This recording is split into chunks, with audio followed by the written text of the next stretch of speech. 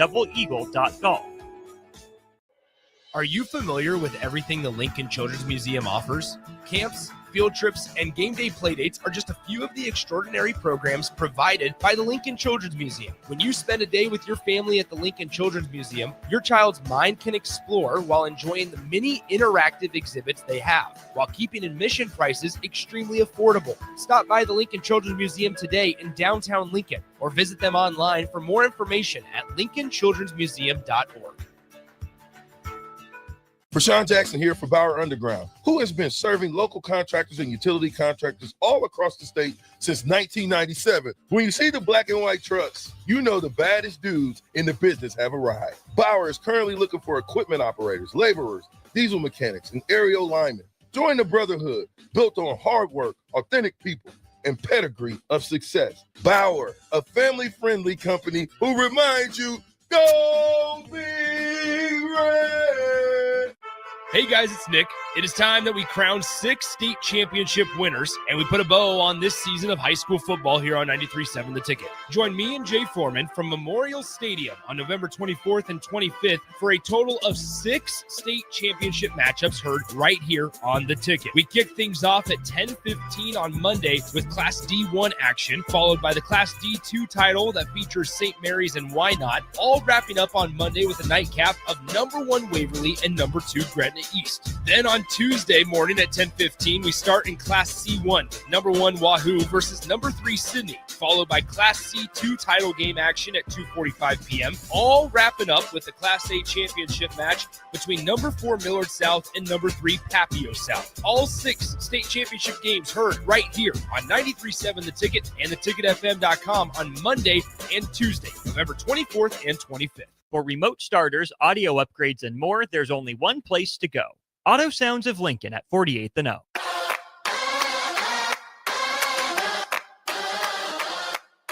This is a presentation of Nebraska High School football on 93.7 The Ticket and theticketfm.com.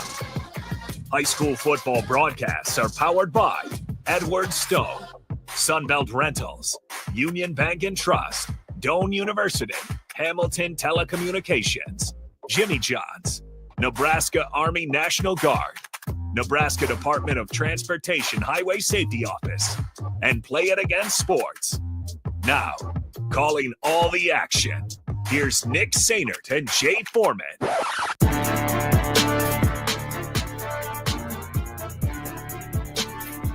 That is right. It is time for game number 3 on the docket here from Memorial Stadium. Game 3 of the day. 3 more to go after this one tomorrow as we bring you more state championship coverage. This time, we turn attention to Class B action, and it's going to be a doozy. We have the Waverly Vikings going up against the Gretna East Griffins. The Griffins on the year coming in with an 11-1 record, while the Vikings unblemished 12-0 undefeated campaign here in 2025. The Waverly Vikings looking for their first title since 1980. For the first time since in 45 years, trying to hoist that trophy for Gretna East, a team that was just started in 2023 across all other sports, has found a lot of success at the state championship level. But if they can win tonight and finally hoist that state football trophy, that'll be the first for them in school history. Nick Sainert alongside here on the 6th floor of Memorial Stadium with the Husker Hall of Famer Jay Foreman. Jay, we saw an electric matchup in D2 a couple of hours ago and a 71-60 victory in favor of Why Not. We don't think this one's going to have that many points, though. No, you got two physical teams that want to try to beat you up front and across the lines, and it built the football teams or their programs through hard work. And so it's not going to be a lot of flash, but it's going to be really good football. The great thing about it, I think, is that the stage is set tonight from Why Not and St. Mary's, but more importantly, you got two upstart programs in Class B that was generally dominated by Bennington and even before that, Omaha Scott Catholic. So. Look, there are two teams that came through the hard way. Gretna East is literally new kids on the block, whereas Waverly kind of built it through some trials and tribulations and done it the right way. and two teams that don't know each other. They're in the same league but haven't been able to play each other, and they don't know each other that well. So I'm expecting some fireworks early. Yeah, it's going to be good. A nice crowd on hand, filling a large part of each the East and the West stands. The Waverly Vikings in a blackout, and then down below us, the speckles of black, gold, white. It's a whiteout for the student section for Gretna East here this evening. And the Griffins, man, they coming out in some pretty slick uniforms. Oh, yeah. Those chrome helmets, they shine all the way up top. Yeah. You know, it was stage set by their young ladies basketball coach. He was styling and profiling, and obviously the football team is obviously taken to a whole nother level, man. It's some slick-looking uniforms, and they have the play to back it up as well. Gretna East, just to kind of have that conversation real quick, they became a school in the fall of 2023. In 2024, this football program, I should say in 23, this football program for Gretna East won just 3 games. Last season, they won 6, but lost in the second round to Seward by a touchdown. Yeah. And now this year, here they are in the pinnacle of all matchups in Memorial Stadium in just year 3 of being a program. You have to give credit where credit's due to head coach Justin Haberman. But once again, the success across all other sports. The girls soccer team has won state titles not only in 2025, but also in 2024. Baseball just won it in 2025 last May. Girls basketball was the state Class B runner-up in 2025. I mean, this has been a program that quickly has burst onto the scenes in Class B action. Now, on the other side, though, for the Waverly Vikings, like I mentioned a few moments ago, haven't won a title since 1980, a game where they beat McCook 14-7 to hoist the Class B crown. They haven't been in a state championship game in football since then. They've been in one prior to that in 1975, but they got shut out to the Pius X Thunderbolts 27-0 back about 50 years ago. And so, I mean, once again, you look at what the Waverly Vikings can accomplish tonight so far. They've passed all of the tests that's been in front of them. Teams like Bennington beat teams like Norris, teams like Seward and Scott Catholic. I mean, they have knocked off and they have handled everybody in the fashion that they're supposed to, and now they have one more test.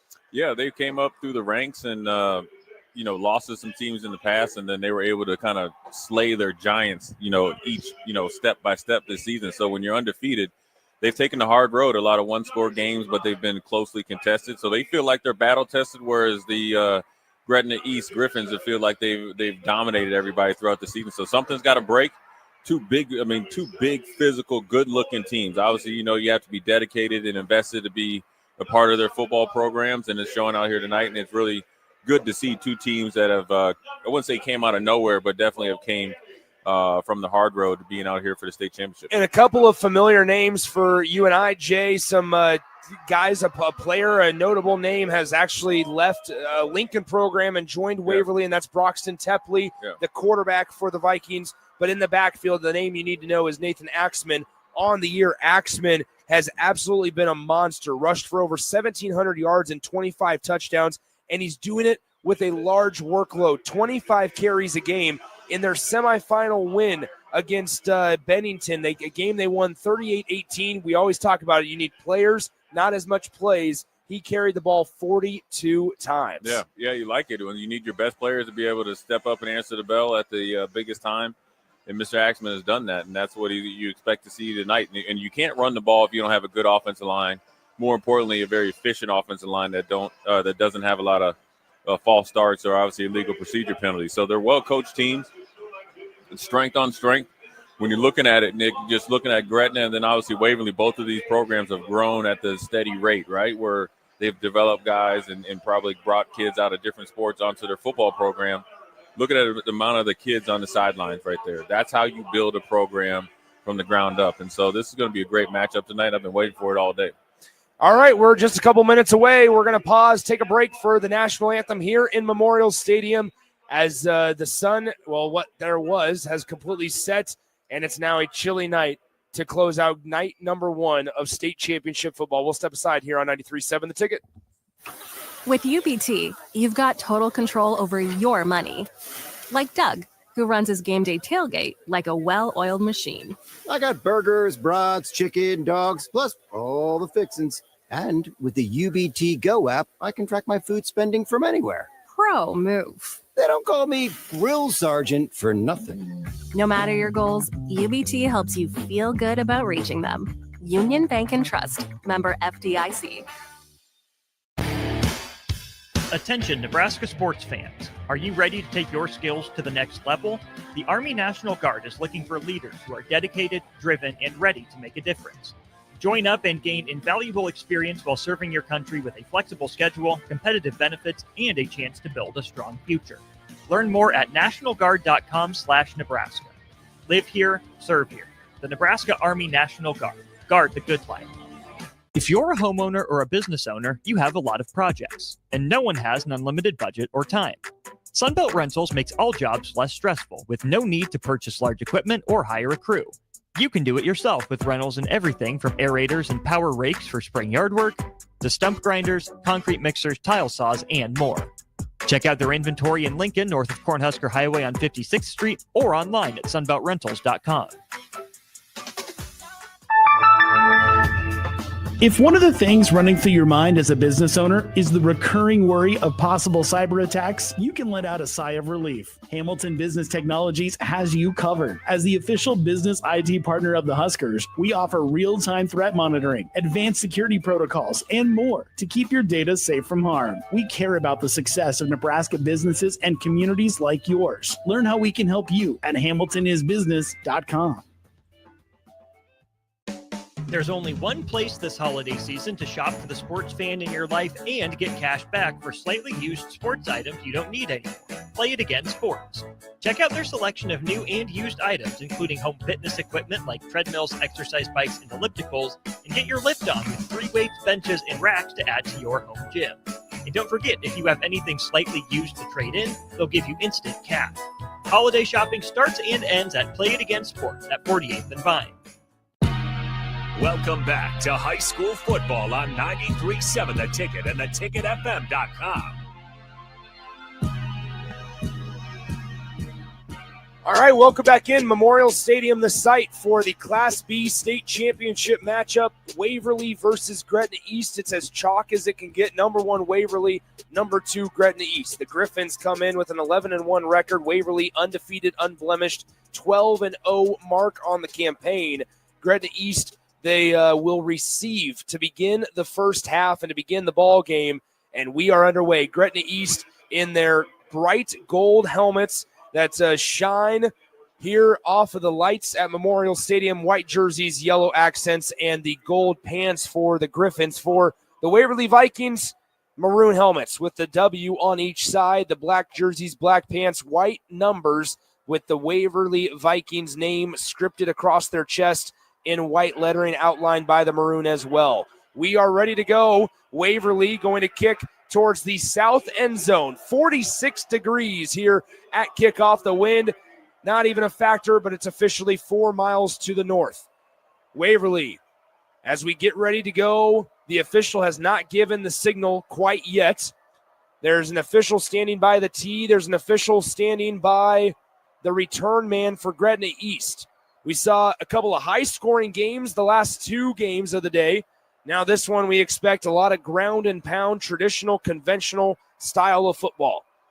Here at Memorial Stadium, Waverly fans decked out in the black, while Gretna East, there's speckles of gold, black, and white. Good student section representing each school here today. Here we go. The signals have been given, and we are about ready to kick things off here at Memorial Stadium. The white hat on the south end zone tells the kicker it's go time, and we are underway as boot meets leather here at Memorial Stadium. Class B title game. It's fielded by a returner up the right side, has a little bit of running room, and across the 25-yard line goes the return man, number 2, Caleb Tesmer, the sophomore, and we get to look at this Gretna East offense for the first time today. Quarterback Chase Grau, a dual threat. He's thrown for over 1,100 yards this year, 12 touchdowns through the air, but also has ran for 750 yards on the campaign and has scored 12 rushing touchdowns this season. Yeah, it's a multifaceted offense. Obviously, you have a quarterback that's a dual threat, and they have a really good running attack, but they are not afraid to put it in the air early in the game to set up that run game late, Nick. So here we go, 1st and 10 from the 27-yard line, and they hand it off to the running back on the first play of the game, and immediately met by a couple of Vikings defenders is number 26, Connor Sams, the senior running back. Yeah, Connor Sams got stuffed up the middle, but they're okay with that because they feel like they can lean on their running game late in the game. They're trying to test out this first couple series, unless something big opens up, is kind of just testing each other out, getting into the prize fight because these guys don't have a lot of experience playing against each other. 2nd down and 9 from the 27-yard line. Grau with it in the shotgun, back to pass, first time passing today. Passes out into the flat on the right side. Passes hauled in, but taken down for a loss of 3 yards is number 7 for Gretna East. There is Carson Herman. Herman, a standout baseball player. He's lined up as the tight end on that play. Took a pass out in the far side flat and lost 3 yards to make it 3rd down and 12. And if you're the Waverly Vikings, a big chance to get off the field and force a 3 and out here. Yeah, that was a really good play by Gavin McMillan out there in the flat for a tackle for loss, tackling a tough running back in space. But one thing that jumps off right now off the field is the energy that this Viking defense plays with. 10:45 to go, first quarter. Herman in motion, and we have a whistle. And did they throw a flag? They did. They threw a flag on Gretna East here. It's going to be a false start on 3rd down and 12, and so that's going to make it even more difficult for this Griffins offense. Yeah, the Griffins offense is struggling a little bit. Obviously, when you've had success, like they've had throughout the playoffs and beating everybody by high double digits, you're facing a pretty good defense here in Waverly that have grown up together and played together. A very senior-laden team. Tough physical front 6 or 7 guys that have a lot of speed and length to offset this power by Gretna East. 10.5 minutes to play, opening quarter, Class B title game. 3rd and 17 after the false start. Shotgun snap, looking left, still surveying as Grau will take off and run with it. He won't get the first down anywhere close to it. He gets about 3 yards on the scramble. He wanted to give himself up and then kind of decided at the last minute to just absorb the hit. But nonetheless, Grau and the Gretna East offense go 3 and out, and they're going to have to punt it on 4th and 13. Yeah, for Waverly, this game can't start any better than that. 3 quick plays, 3 and out. Less than 2 minutes off or a little bit over 2 minutes off the game clock, and you're going to probably get the ball with 2 returners back here and punt return in favorable position. So Waverly is trying to impose their will by their defense, and obviously their running game is coming off the sidelines here pretty quickly. So Gretna East to punt from inside their own 20-yard line. Axman and McElhose is back deep for the Waverly Vikings. It's a fairly short punt. It's on the other side of the 50-yard line. I believe that touched a Waverly player, and if it did, Gretna East recovers it. We're waiting for an official signal from the 2 referees as they convene. The Griffins seem to think that it touched a coverage man. It did not. The official signal is that Gretna East touched it first, and Waverly dodges a bullet right off the bat. Yeah, sometimes when you start so fast defensively, you relax a little bit. Let's see if we get a replay here, either on the big screen or up here in the booth. But, Waverly is a well-coached team, and I know the special teams coordinator is not going to be too happy. You probably had a Peter call. That means everybody gets away from it. Sometimes you get too relaxed, and it could bounce off. You never want to start a game like we saw in the Wynot game with a turnover. It can come back to bite you. At the end, it looks like it doesn't look like it touched anybody. So on the replay, if anything, it touched the Gretna East coverage guy, who was number 2. That was Caleb Tessmer in coverage. And so they do have replay, as we experienced in the earlier game. They do have a replay available here at Memorial Stadium. But nonetheless, it is a good call on the field, it appears. And Waverly will take over on offense, 1st and 10 from their own 34-yard line. Waverly led on offense by Nathan Axman. Axman, 1,700 rushing yards on the year, and he's lined up on the right hip of Broxton Tepley. They turn, hand it off, why not? Right to Axman. He gets stood up in the backfield. Nathan Axman loses 2 on first down. A fumble is on the play, and it's recovered by Gretna East. Yeah, and so as much as we thought that they might have recovered it on the punt, they get it on first down, and Gretna East takes over inside the Waverly 35. Yeah, Gretna East's defense said, you know what, we're not going to back down to this Waverly Viking defense. We're going to come and show you we can impose our will on your best player.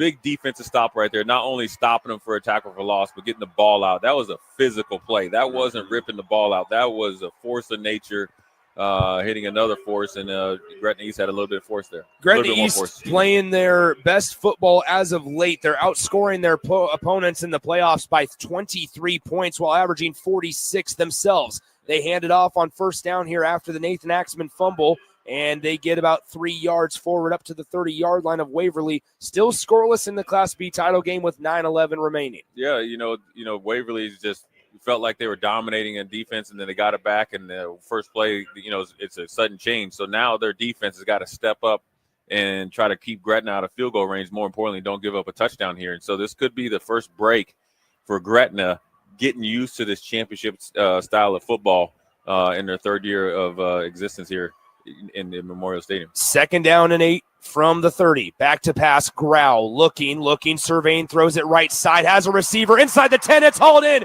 trying to lunge in. It's a touchdown. Gretna East. Seth Kragel on the 30-yard reception.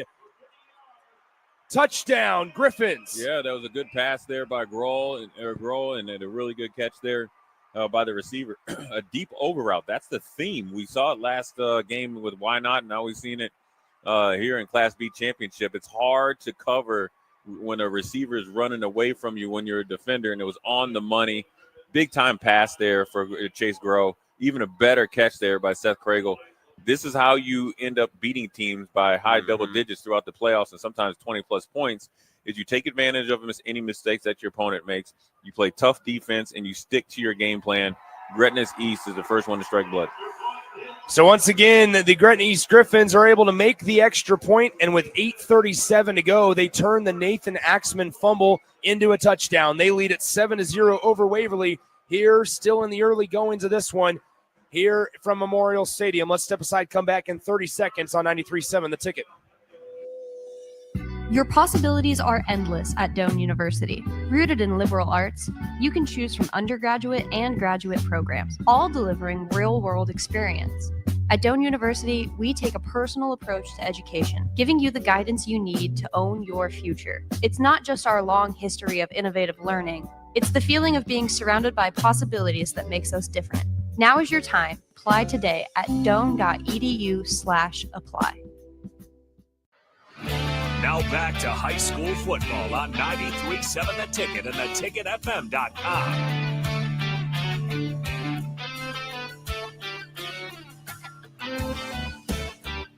Welcome back in. It is 8 minutes and 37 seconds left on the clock in the first period here. 7-0 your score. Gretna East out in front of the Waverly Vikings. Waverly coming in undefeated.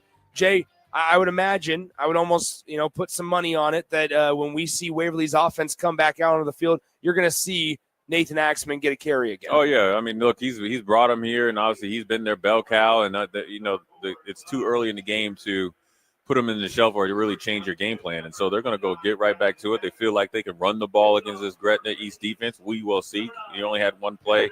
And unfortunately for Waverly, it was a turnover, but also they're able to throw it too when they need to. And so it's early in the game. You got to get into your game plan, and then you got to stick to it. And obviously Gretna got 7 points, and now you got to go answer and try to get some points on the board yourself.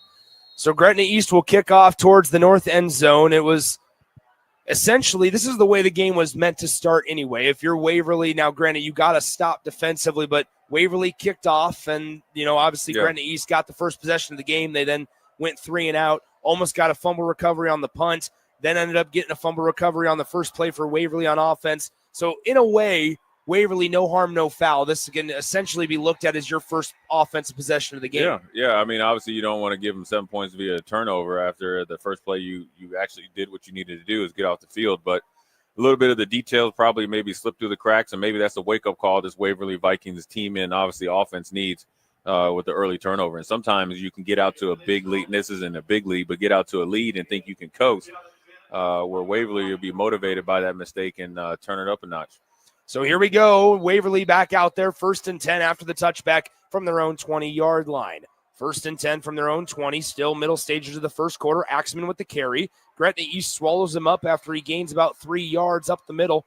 And that'll bring up 2nd down and 7 with 8.5 to play in the first quarter. Yeah, that was just a play up the middle. It's 11-12 gut just to trying to see if they can move the big man in the middle for Gretna East. Didn't have much going there, but it's a 3 or 4 yard gain. So to settle down the team, right, to see something positive going on after a 3-yard carry by their best player, Axman, they can get into their offense here, 2nd and 3rd down. So 2nd down and 7 officially. From the 23-yard line, Waverly takes the snap. They toss it right side. Axman with a hole up the right side, just outside the numbers, and gets taken down past the line to gain. It is a gain of 8 on 2nd down. He needed 7, so move the chains. 1st and 10 for the Vikes. So that's what you like right there if you're a Waverly Viking fan, and obviously as the team, you want to get it to Axman. You got man-on-man blocking. You were able to reset the edge, and then obviously you gave it to your best player to get the 1st down. So now they feel like they're in rhythm. Feel like they can try to keep this Gretna East Griffin defense off balance. Now you see them here, they come out with no backs. They're trying to soften up this defense until they really get into their ground and pound. Waverly Vikings 1st and 10 from their own 36. Snap back, quick pass, far side. Axman on the reception. He stiff arms one defender and gets up near the 44-yard line or so. He'll be a few yards shy of the line to gain. It's a gain of 7 officially. It's out of bounds at the 43. 2nd down and 3 coming up. Right. You mentioned before, they were going to feature Axman and they're going to feature him in the conventional run game. And then they got him out there in a bubble screen, try to get him one-on-one with any defender from Gretna East. They feel like they have the advantage. Might not pay dividends early in the game. They're banking on it to pay dividends later in the game. 2nd down and 3 from the 43-yard line. Got to get to the 46 here in the shotgun set. It's Tepley. Tepley with Axman to his right side. 4 down linemen for the Gretna East defense. Back to pass. Tepley looking left side in double coverage. Did he thread the needle? He did, but it was unable to be hauled in by the receiver up that far sideline. That was intended for number 0, Gavin McMillan, the junior wideout. And Waverly there on 2nd and short. Why not? Take a shot. And now you have 3rd and 3 with one of the best running backs in the state. Yeah, that's a confident throw there and almost a really good catch there by McMillan, who had made a really good defensive play in the first series right off the fingertips. But they like that matchup, him against a hybrid linebacker. He's a big, strong, fast athlete. Maybe he can come down with it next time. 3rd and 3, shotgun formation. They fake the handoff to Axman. Getting pressure from the right side is Tepley. Unable to be tripped up. He's going to scramble for the 1st down and thrown out of bounds at the Waverly sideline up into Gretna East territory at the 42-yard line. Tepley sneaky smooth there in the pocket. Looked like he was going to get sacked, and look at him. He slithered right there, stepped up there, and then outran the competition or Gretna East to the sideline. Took a big hit there before he got there, so you better make sure he has his awareness good because he's going to get thrown off into the black. But nevertheless, those off-schedule 1st downs that you can get as a quarterback, I think is more dangerous than a run-first type of quarterback. And so that's it's something that you need to soften up the defense and slow down this pass rush of Gretna East. 1st and 10 from the Griffins 42. They hand it off. Axman left side on the carry. Gets a nice gain of about 5. Axman's just a big-bodied running back, listed at 6 feet, 190 pounds. Might be a little bit heavier than that because he is tough to bring down. But then on top of that, it seems like even if you stop him for a pretty good, limit of yards, it's still 4, 5, 6 yards on 1st down. He does a good job of continue to lean forward after contact, and obviously they do a really good job up front. You don't see a lot of missed assignments, and so he's able to pick the holes and is pretty consistent blocking. Here he goes again as he's immediately met and tackled after a short gain by number 18, Jackson Godfrey, the senior linebacker for Gretna East. But it gets another 2 yards or so on 2nd down to bring up 3rd down and 3 in this rather quickly moving first quarter. 5:45 remaining in the opening period here at Memorial Stadium. Class B title game. 3rd down and 3 coming up from the Gretna East 35-yard line for the Waverly offense, down 7-0.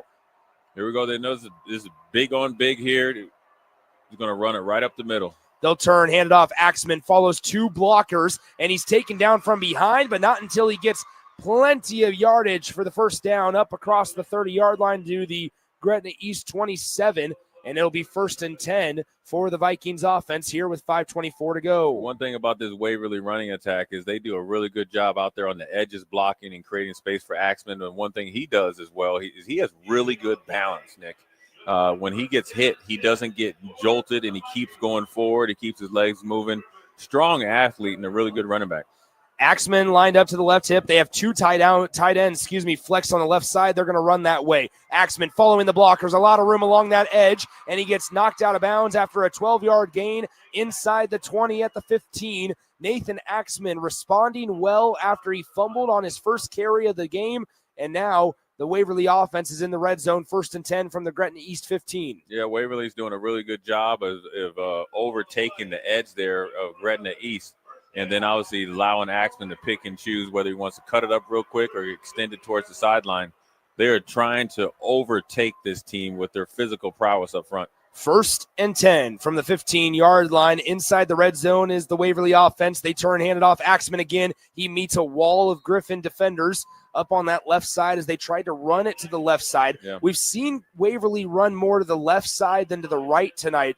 They've done it a few times to both, but obviously they feel something good about that left side of that Griffin's defensive front. Yeah, one thing that you want to look at, Nick, is the type of run blocking that they're doing. They're giving this Gretna East defenders every type of blocking scheme known to man up front to kind of maybe confuse them, but they're executing them at such a high level. That's why his running attack is so efficient and good. And on this 2nd down and 8 play, they're going to keep it with Axman, and the Wildcat immediately taken down in the backfield for a loss of 6 yards all the way back at the 19-yard line. They lined Axman up in the Wildcat. He was going to take it off the right side in a power run, Jay, and they immediately met him in the backfield for a loss of a lot. Yeah, that was sometimes when you go get cute and try to get into the Wildcat too far away from the goal line, that's what happens. What did I say? The cadence, the timing gets thrown off a little bit, even though it's been effective at different times during the year. They had to pay the price there because the Griffins had a blitz coming from the slot there. They didn't have a blocker for him. We'll probably have to see Tepley's arm here on 3rd down and 14 from inside the 20 at the 19. Looking left side, has one-on-one coverage, over the shoulder catch, touchdown Waverly. Gavin McMillan in one-on-one coverage. A beautiful throw by Broxton Tepley, and the Vikings are an extra point away from tying it up. Yeah, great throw by Tepley. Even better catch there by Gavin McMillan. I talked about him on defense, and obviously he almost had the one-handed catch earlier in the drive, but it paid off dividends. You drop it over there, back shoulder, kind of fade. Look at that, high points the ball. That's actually good coverage, but an even better throw and catch. 1 point away or one extra point away from the game being tied. We're in for a doozy, Nick. These are two well-coached teams. They're going to make adjustments. Everybody thinks adjustments happen at halftime. The Griffins on defense are going to make adjustments in between series, and then obviously the Waverly Vikings are going to do the same or had to do the same potentially for their defense as well. The extra point is good for Waverly, and we are all tied up at 7 apiece. 3 minutes, 30 seconds to play in the first quarter, and we are tied up at 7 here in the Class B state championship game. A beautiful throw on a 19-yard pass from Broxton Tepley to Gavin McMillan. It capped off a 12-play, 80-yard drive that took 5 minutes and 7 seconds off the clock. And, Jay, that is a Waverly type of drive if we've ever seen one. A really fundamentally strong, strategic, and methodical, to your point, drive down the field to answer a Gretna East touchdown. When you know you're physical, you just stay with being physical, right? You know, they had the fumble the first play, came right back, had a 3-yard gain the next one, boom, there goes the 8-yard, and they just stuck to it. There was a couple times where the Griffins just made a 6-yard tackle for loss. Next thing you know, they say, okay, well, you know what, we'll have to pass it. We'll put it to McMillan, where we feel like he's a matchup problem for everybody you have on defense. So these are two well-coached teams, but Waverly, the big strength of that offensive line, they're not just big maulers. They can move when you're pulling, trapping, zone blocking, pin down. They're giving you everything underneath the sun to prepare for defensively. Seth Kragel is back deep to receive this kickoff from Waverly, and he hauls it in at the 15-yard line. He's off to the races. He's reversing, watching some traffic, has one open up along the near sideline. Here goes Kragel across midfield, lowers the right shoulder. He's into enemy territory and finally taken down inside the 40 at the 39-yard line of Waverly. And so Gretna East and Chase Grau, the quarterback, right back in business. Hey, look, they've been playing on the short field except for the first drive all night long, and it's all because of Waverly Vikings, special teams mistakes. Now, they didn't get the ball on the potential touching their punt returner, but on the kickoff, It was a middle return, and the outside guy squeezed too much, didn't keep a track on the high side of the returner. Outside he goes, a big return. When you just get the momentum, You cannot give it immediately back by making a mistake by yourself. Just kind of too much congestion in the middle, and a nice job by Craigle to be able to bounce it out near side. Here's a handoff. First play from scrimmage on the drive into number 25, Abram Crosby's lap. And Crosby goes forward for a couple of yards. That is number 26, Connor Sams, rather. And it'll be 2nd down and 7 coming up from the 36. Yeah, when you think about that big return, Nick, it's not just the momentum and you get to flip the field. Now Gretna East is playing offense with no pressure. And so if I'm the Waverly Vikings, we have to tighten up the little things because we've been, self-inflicted wounds, giving up 7 points and potentially a big return. Quarterback keeper here with Grau. He runs it left side, goes nowhere. May have even barely gotten back to the line. No, gain of 2 on the play, they're going to call it, up to the 34-yard line to make it 3rd down and medium. 3rd down and, 6 officially to go for the Gretna East Griffins offense. 2:25 to play in the first quarter. We're tied at 7. Yeah, right now you're seeing this Waverly Viking defensive line, control the line of scrimmage and do a really good job there on Connor Sams and obviously on Chase Grove. But what they haven't done is stop the big play. So now it's 3rd down. I think Chase Grove can throw the ball better than people give him credit for. Look for him to try to go big up top here, top of the field here. Shotgun formation for Grove. Sams is lined up behind him. 2 wideouts, far side, 1 to the near side. And we have a whistle before the snap on 3rd down. And I believe Gretna East called a timeout. Maybe delay a game. Yeah. So that's the first penalty right there. That's worked in, obviously, for Waverly Vikings in favor, right? So now you gave up the big return. Now you're 3rd and 10. Now you're trying to play the field possession game. Now you don't know whether the Griffins have a really good kicker or not. He kicked every single kick on kickoffs out of the end zone. So now the Waverly Vikings have got to think, we got to keep him to 4 yards or less, so they have to kick a long field goal or potentially punt it. 3rd down and 10 from the 39. Grow tosses it left side. Sams unable to escape the tackler. Great job defensively by number 50. There he is, Gavin Ruskamp. Yeah. And Ruskamp able to stop Sams at the line of scrimmage, and it's going to be 4th down and 9. Ruskamp did an excellent job scraping over top and going out there and making a tackle in space on Sams to stop any chance to get in that 1st down. I think they might have got a yard or maybe lost a yard. It's 4th and 9. That was a big play there by Ruskamp. When you have to scrape over top, beat the offensive tackle's block, and make a tackle in space, that's a pretty hard job. 4th and 9 coming up. Snap back to Grow. Back to pass. Looking. Steps up in the pocket. Throws downfield into coverage. Pass tipped away. Almost intercepted. But it falls and hits the turf, and nonetheless, Waverly takes over on downs. Yeah, that's exactly where they want it. When I was talking about the mindset on 3rd down as a defender, you want to say we want to keep them where they have to do something that they normally don't want to do, and then you force them into an air throw that Gavin McMillan will probably come down with 9 times out of 10. It would have been a great start to his championship game. Touchdown, couple tackles for loss, an interception, but they'll take the ball here on about the 38-yard line. So the big return didn't hurt him, but you can't live this way in a championship type of game, giving up big returns and obviously turnovers as soon as you get the ball. So Broxton Tepley, after finding McMillan for a touchdown reception last drive, they take over 1st and 10 at their own 39, and they run it up the middle with Axman. First play from scrimmage, and he goes nowhere. No gain on the play, 2nd and 10. Yeah, Gretna East has a different defensive line group right there that sometimes goes both ways, but a really good job there making Waverly do something that they don't want to do. They had to make a decision early in that conventional run game where Axman had to make his move in the backfield. There was too many defenders. So what they're trying to do now here, Nick, what their adjustment was in between series, they're trying to penetrate when they know that Waverly is going to run the ball. 2nd down and 9.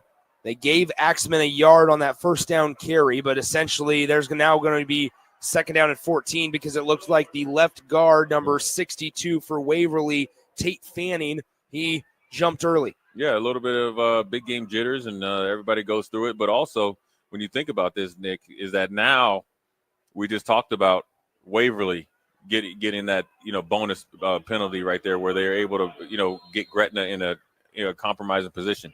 Now they give it right back. So now you're looking at 2nd and 14. Yes, you can run Axman, but do you throw it on 2nd down? If you don't get a significant gain, then you have to essentially have a throwaway run, and you gave away that field position that you gained back. 2nd and 14, back to pass. It's a screen play caught by Axman. He has a lot of running room up the middle. Reverses course, bounces off a defender, still on his feet, across the 40, still on his feet. There goes Axman inside the 30 and finally taken down. And Axman is tackled inside the 30 at the 27-yard line of Gretna East. A dump-off screen up the middle of the field, Jay. Maybe there's a more technical name for it. But with 31 seconds to go in the first quarter, it's 1st and 10 Waverly. Yeah, it was a middle screen. He ran a little bit. We just call it an angle screen where you let the defenders kind of rush the quarterback. Really good timing, good catch. Went over the nose guard, caught it. The best thing about it, made somebody miss. The balance that I'm talking about right there, big hit. He absorbed it, stays on his feet, gains 15 to 20 more yards. Waverly firmly in business after the conversion on 2nd down and long, 1st and 10 from the 27. They turn, fake the handoff, quick pass out near side. It's hauled in by the receiver, and a great defensive stop by 2 Gretna East Griffin defenders. And now finally taking him down, the receiver on the play, Carson Malcolm. He was initially stopped by Michael Marriott, the junior defensive back, but it took a couple of Griffin defenders to finally bring him down. Yeah, these Waverly Vikings are strong kids, and they do a really good job of blocking out on the perimeter and obviously in the interior offensive line as well. So they're trying to impose their will on all phases or all sides of the field or each level of the defense. And so we're in the 7-7 ball game. Waverly's trying to drive. Gretna East has got to make some adjustments. We are at the end of the first quarter. Your score 7-7 as we turn our attention to the second period of play right after this here on 93.7 The Ticket. At Jimmy John's, we don't make sandwiches. We make the sandwich of sandwiches. We use fresh veggies because we don't hate salads. We just feel bad for them. We make our sandwiches exactly how you want because you're the one who's eating it. And we bake bread all day, every day because stale bread isn't bread. It's croutons. Sandwich history is written by the victors. Good thing we have legible handwriting. Jimmy John's, the sandwich of sandwiches. Order pickup or delivery on the app. With UBT, you've got total control over your money. Like Doug, who runs his game day tailgate like a well-oiled machine. I got burgers, brats, chicken, dogs, plus all the fixins. And with the UBT Go app, I can track my food spending from anywhere. Pro move. They don't call me Grill Sergeant for nothing. No matter your goals, UBT helps you feel good about reaching them. Union Bank and Trust. Member FDIC. Now back to high school football on 93.7 The Ticket and theticketfm.com.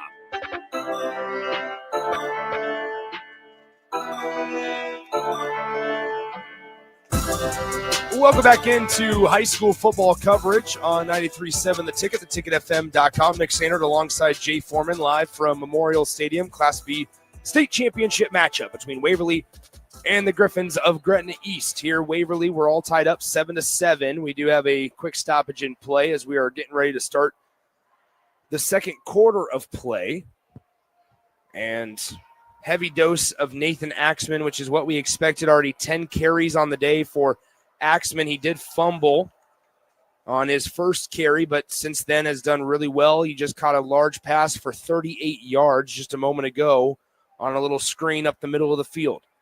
So now Waverly will go towards the north end zone here at Memorial Stadium.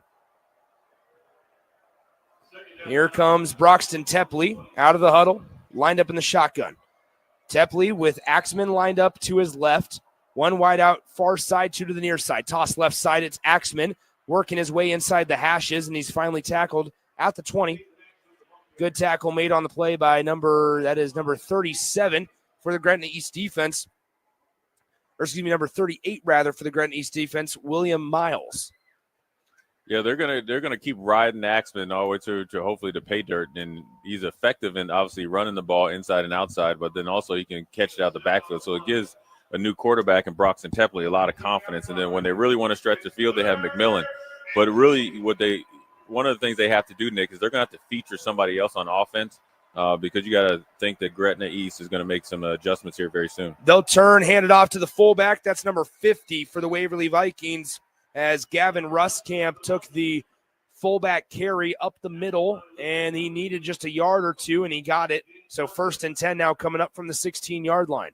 You know, the one thing that's a little bit different in the classes from Class B to maybe Class A is that if you can develop linemen and get a really good physical, obviously offensive, defensive line and lean on that running attack, you can really carve your path down here to Memorial Stadium because there's not enough size and student body numbers to hang with that. Here is McMillan on the carry. He's going to trot in. Gavin McMillan scores his second touchdown of the game. This time it's on the ground, and Waverly takes a 13-7 advantage. Yeah, McMillan did a good job right there. He's kind of like Axman. He got hit, kind of absorbed the body blow, and then he kept his balance, and then he was able to make somebody miss and scored. So right now it's Axman and McMillan really taking over this game. Watch this right here. He takes the initial hit, kind of hides, and bounces off, and there was an over pursuit there by the aggressive Gretna East defense.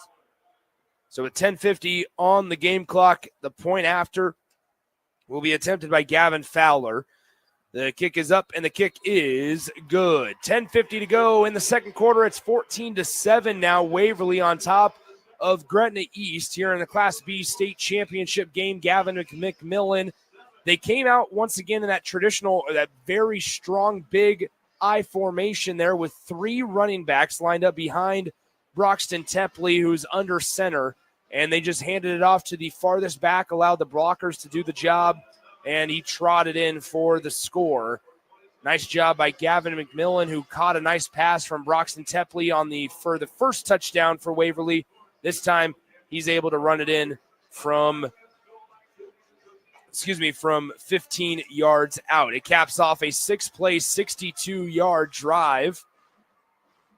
It took 2 minutes and 55 seconds off the clock, and Gavin McMillan scores to put the Waverly Vikings up by a touchdown. Waverly destroying Gretna East in terms of the total yards conversation, 145-40 to this point. Gretna East taking advantage of that short field after the turnover on the first play from Waverly's offense. You know, Gretna East, their approach is, you know what, we can hit him over the top, which we've done right before with Craigle, but we have to find a way to get the conventional run game going. So whether that's grow, maybe doing some off-schedule running, we got to punch a hole in this Waverly Vikings defense because they are not moving out of their initial alignment when you see them line up. So that means whether you shift or motion, you got to get this team off balance or this defense off balance so you can get some explosive plays. Here comes Seth Craigle on the return, trying to get it left side, is able to make one guy miss, makes two, now three guys miss, and then the cavalry of Waverly Vikings defenders in on the stop on the return for the Vikings squad on that sideline against the far sideline of the field. 14-7 your score, 10:38 to play in the second quarter. Yeah, Waverly Vikings special teams took all the guesswork out of it. They decided, you know what, we've had two punts and two kickoffs down the middle. We haven't bowled so well. We're going to kick it to the corner and make you return it to the wide side of the field, and they let their speed and aggressiveness run them down. So now here comes this offense of Gretna East. So you got to really mix it up. And what I mean by being static, Nick, there's no motion, there's no shift. So that means for the Waverly Vikings defense that all these guys have played together for 2 or 3 years, know exactly what you're doing. So Gretna East takes over 1st and 10 at their own 23. Pump fake by Grow. He throws off his back foot, gets hit as he throws, and it goes out of bounds. Did not have enough mustard on that one. There were two receivers somewhat in the area. Yeah. Nobody really had a great chance to come down with that ball, though. Well, he was trying to hit number 4, Seth Kriegel, and they took that away. And that's what I mean. When you line up and you show them exactly what you're doing, they'll be able to play to your tendencies. And then before he could really step into to his pass, Bo Wilkin was coming down the barrel and laid a pretty good hit there on Mr. Grow. So once again, Chase Grow in the backfield. Then Connor Sams is also back there, the running back for the Griffins. One wide out far side, two to the near side, and there's a tight end flexed on the right side of that offensive line. There they turn. They hand it off. Connor Sams with the carry on second down. He goes nowhere. No gain, maybe 1 yard on the play to make it 3rd down and long, and Gretna East looking stagnant offensively. Yeah, really good play there by Brady Scheifer, knifing down and getting Connor Sams before he could get started. When you see this right now, when you see how he's knifing down right there, there's no movement. So look how close the Waverly Vikings are playing to the line of scrimmage. Even at the safety position, they're number 0, McMillan, is not even 10 yards off the ball. They are sitting on every route. They are daring you to throw it. So if I was Gretna East, I would implement some crossing routes, some mesh routes to loosen this defense up. Waverly showing blitz up the middle, and they get to the quarterback. Chase Grow goes down. Loss of 3 on the play, and Gretna East is going to have to punt this one right back to Waverly. they were going to run it with Groh. I'm not sure that this was necessarily a designed quarterback draw, it was. So either way, not a whole lot going on the ground, especially for Gretna East. A real interesting play call there. Yeah, Gretna East is, that was probably not their best series as far as the mesh of plays and obviously the continuity of plays. And they were trying to run Grow on 3rd and long, probably against his defense versus passing it. It gave you the same result. So they need to get back to the drawing board and find something that's going to work because this Waverly Vikings defense has a pretty good beat on what they're doing right now. Here is the return for the Waverly Vikings. It's number 1, Zach McElhouse on the return. He gets all the way across the 50-yard line inside the 45 of Gretna East and out of bounds at the 43. Yeah, good punt return there for Waverly. Now the first time for Waverly, they're getting at almost plus territory. So look for Waverly with Axman getting a little bit of a break with a couple different guys handling the ball to try to go up top to get a 2-score lead. And they feel like it's more than 2 scores with the ability for them to play defense and lean on the run game. So it's going to be 1st and 10 from the 43-yard line for the Waverly offense. Axman is lined up to the right side of Broxton Tepley. Pass on 1st down, taking a shot downfield. It's a receiver. It's caught. Touchdown, Waverly. From 43 yards out, Connor Scherer is able to haul it in from Broxton Tepley for the score. Yeah, Nick, like I said, you get it in plus territory the first time tonight, but there's, unfortunately for Waverly, there's a flag down there. I'm not sure where it get maybe a late hit on the quarterback, but they're going to go up top, and because it's almost like a turnover or a big special teams return, which it was, that you get it this close and you can take a shot because 9 times out of 10 you can give it to Axman and get 10 yards off of 2 carries. So we're waiting to hear the official word from the referees on what the penalty flag is. Justin Haberman on that Gretna East sideline doesn't seem too pleased with the explanation. The penalty marker, as Jay mentioned, is kind of in the vicinity to where Broxton Tepley was taken down. But nonetheless, it was a touchdown. It was a quick pass, so I'm not sure.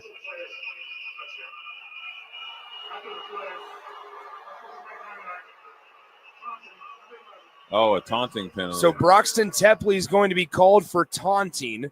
He didn't like getting hit like that. Yeah, the quarterback for Waverly flagged for taunting, an unsportsmanlike conduct penalty there on Tepley, the junior quarterback. And so the touchdown will stand, but nonetheless, it will probably be ensued on the kickoff. It'll probably be affected on the ensuing kickoff. Yeah. And then Gretna East can hopefully use a short field if you're a Griffin supporter. So here we go. Gavin Fowler, the kicker.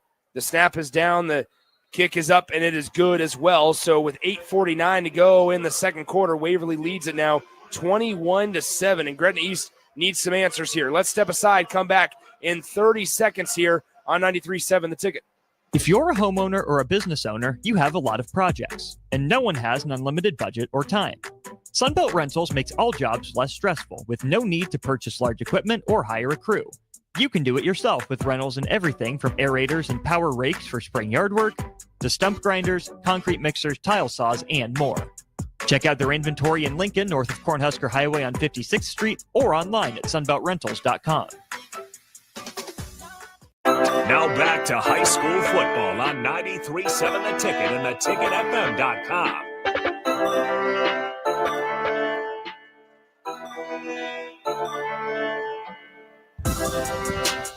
8 minutes, 49 seconds to go in the second quarter. Your score, Waverly 21, Gretna East 7. Here from Memorial Stadium, Class B State Championship. And Waverly, after the unsportsmanlike conduct penalty, will now have to kick it off from their own 25-yard line instead of the 40-yard line. And so with that, Gretna East will hopefully be able to take advantage of some shorter field position. Yeah, but what you're doing here is for Gretna East, you have to really, get a good drive going on here because you haven't really done anything positive in a positive manner offensively in almost over a quarter. And there's still 8 minutes, left in the first half. And so you got to get some points, get a good drive here because you're going to get good field position. So that doesn't mean you get out of your sorts, but you got to get some running going. You can't just drop back and let them pin their ears back and try to kill your quarterback. Short kick fielded just past the 30-yard line, and Gretna East is going to be taken down past the 40 as a physical tackle on that far sideline. The Waverly sideline starts to swarm and engulf the tackler on that sideline, and now Gretna East takes over 1st and 10 from the 40. Ooh, that was a big tackle there by Kale Lade on the returner. Picked him up and almost Mark Manning, I don't know what you'd call that, a body slam from WWF, slammed him into the turf. This Waverly Viking team is big, physical, strong, nasty, and so Gretna East has really got to dig deep and get back into this game.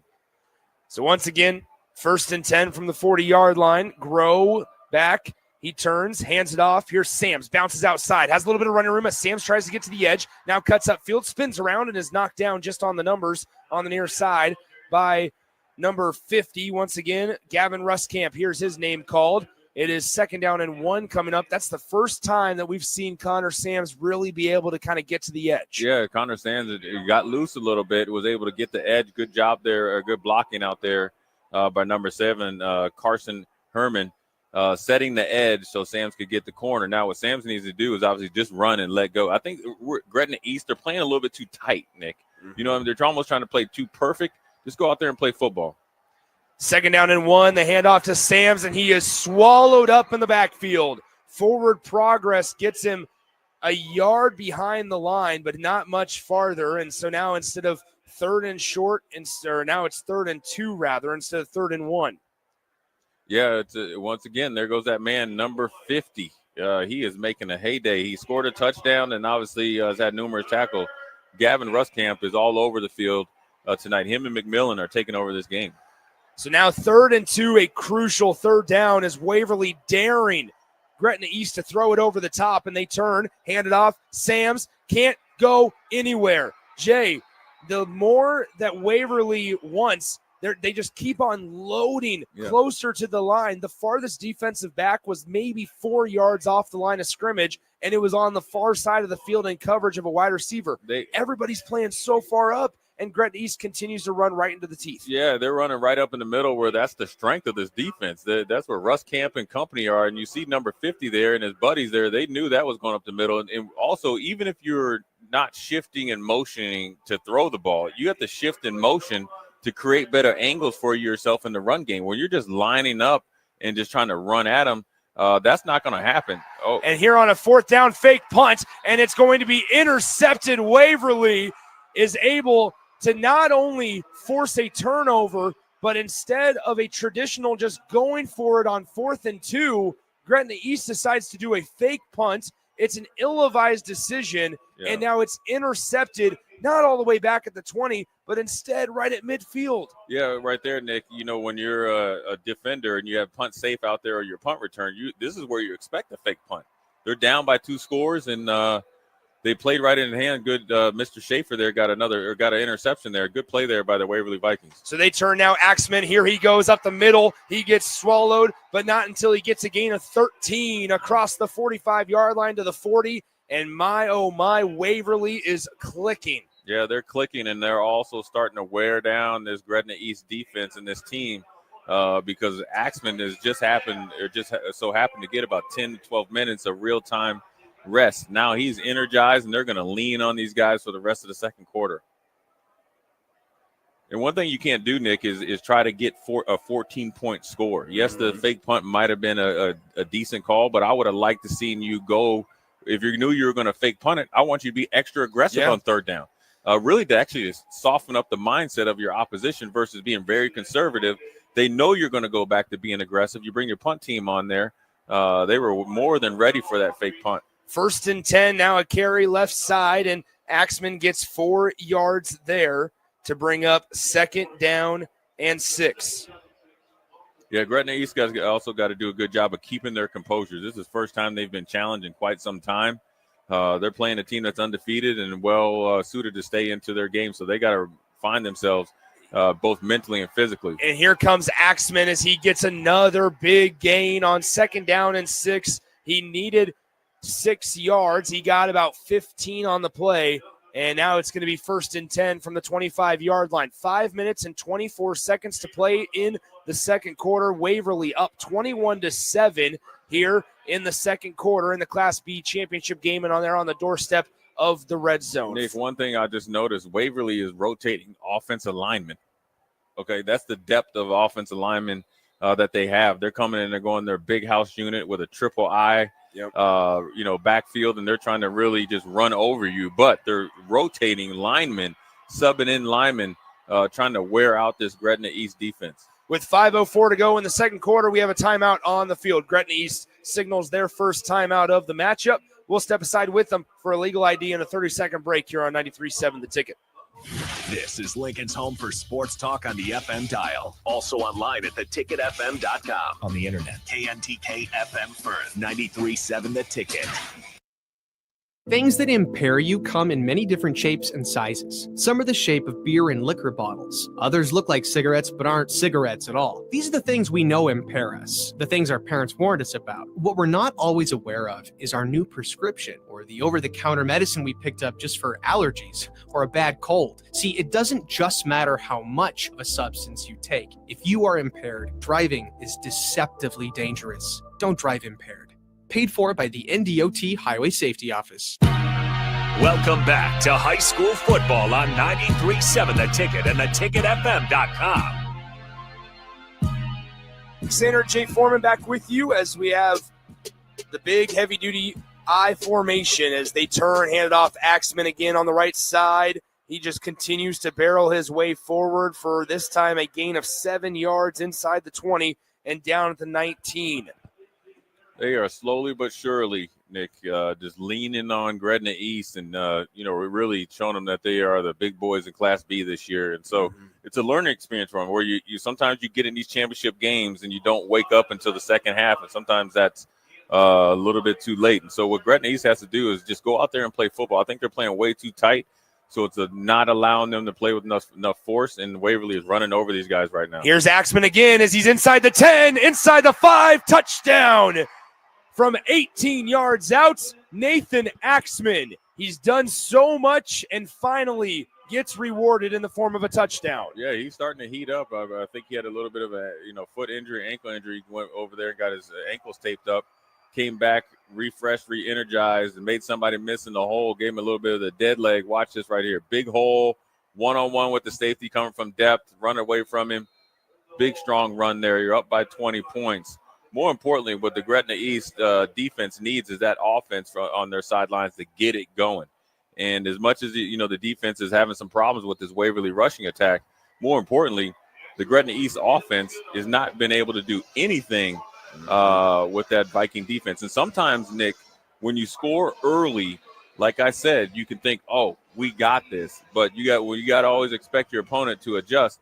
And Waverly Vikings have done just that.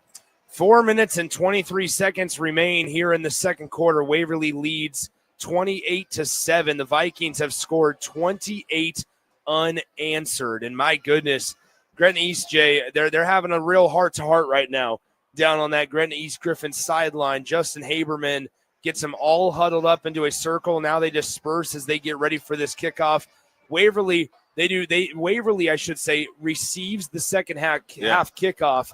Gretna East, they need points, and they need them now. Yeah, so what that means is, for people that are listening, you cannot be conservative. Now, you don't need to be reckless, but you can't be conservative. Now, you got some with Connor Sams getting into the edge, really some tosses and stuff like that. Running up the middle is not going to work. So you need to take that and probably put it on the shelf.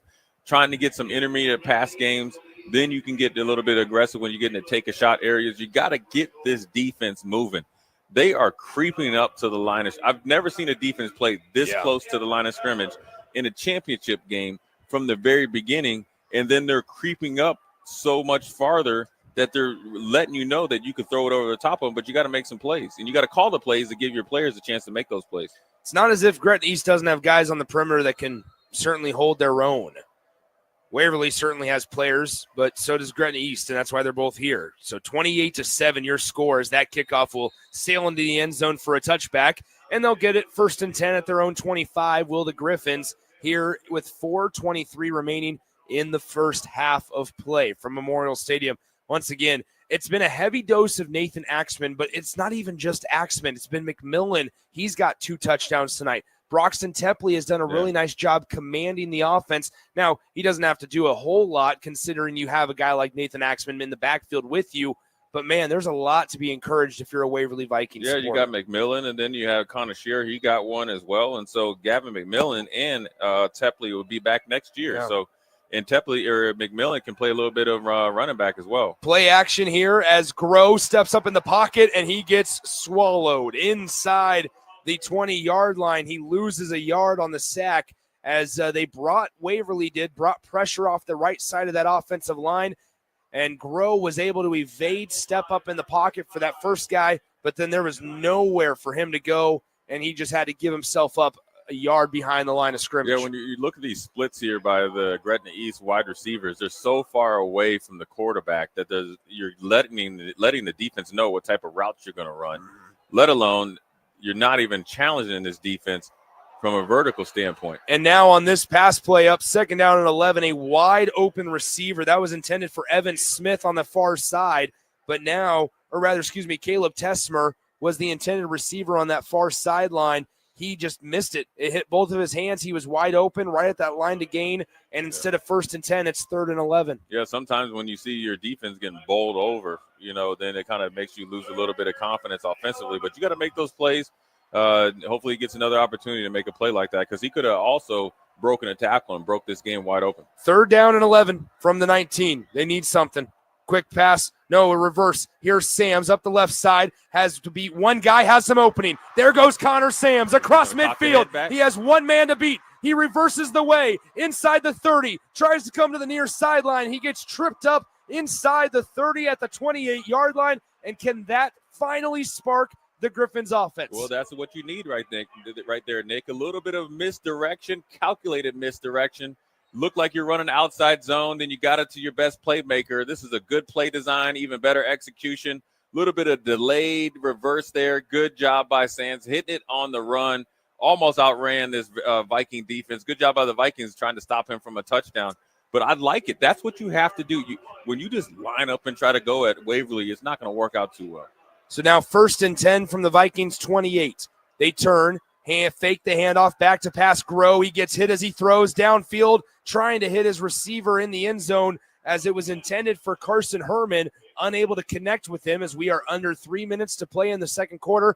28-7 your score. The Waverly Vikings on top of Gretna East. I like that play call. When you hit a big play, you want to come back and see if they're asleep at the wheel because sometimes you can get your dauber down defensively. Good job by the Waverly Vikings not giving up back-to-back explosive plays. So now the Griffins got to get back to what they do best, and I think it's the outside run. I think if you get their defense moving side to side, you can get the edge on them. But if you try to run up the middle, their free safety is at 5 yards. Here's Groh, back to pass. Groh looking end zone, has Herman again, and out of reach again.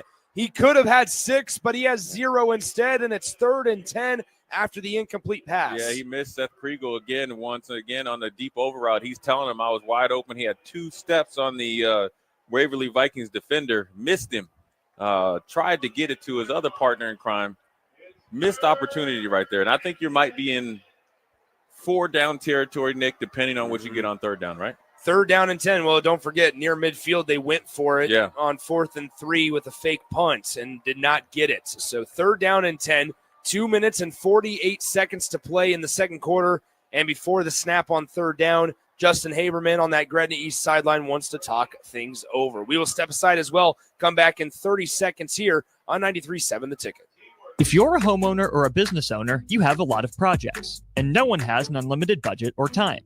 Sunbelt Rentals makes all jobs less stressful with no need to purchase large equipment or hire a crew. You can do it yourself with rentals and everything from aerators and power rakes for spring yard work to stump grinders, concrete mixers, tile saws, and more. Check out their inventory in Lincoln, north of Cornhusker Highway on 56th Street, or online at sunbeltrentals.com. Now back to high school football on 93.7 The Ticket and theticketfm.com.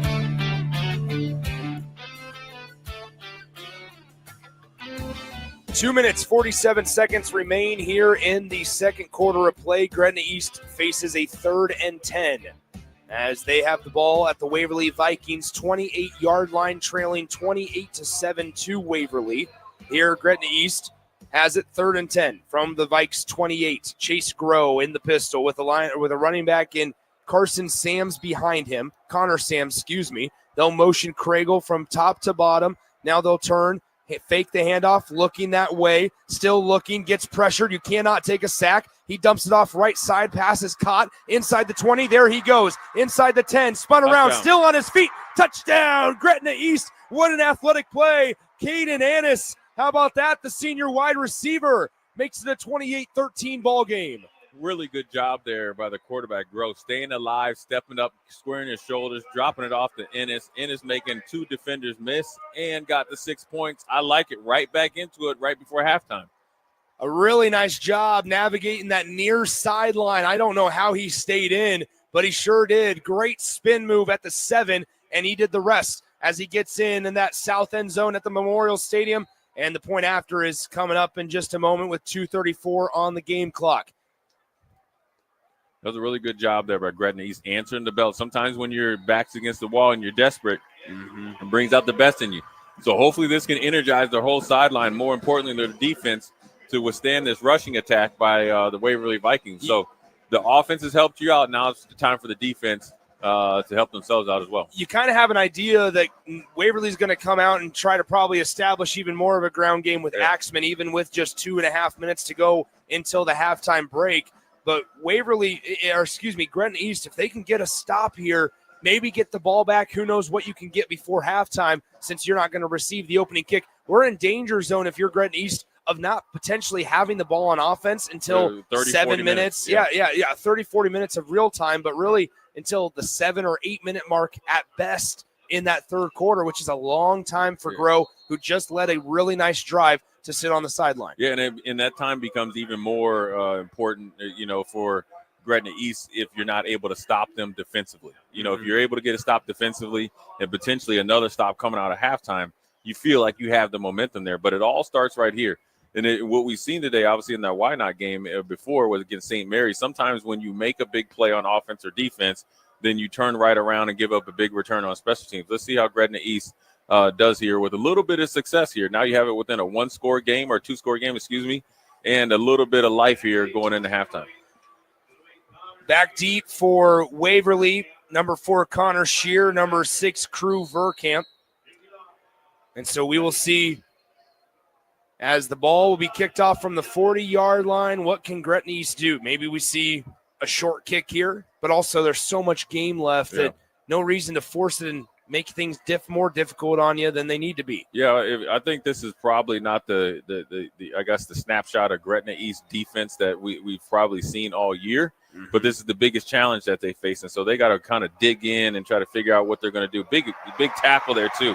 On the return, number 29, that was Braxton Badman, the sophomore on the return. He fielded it with his back foot touching the goal line.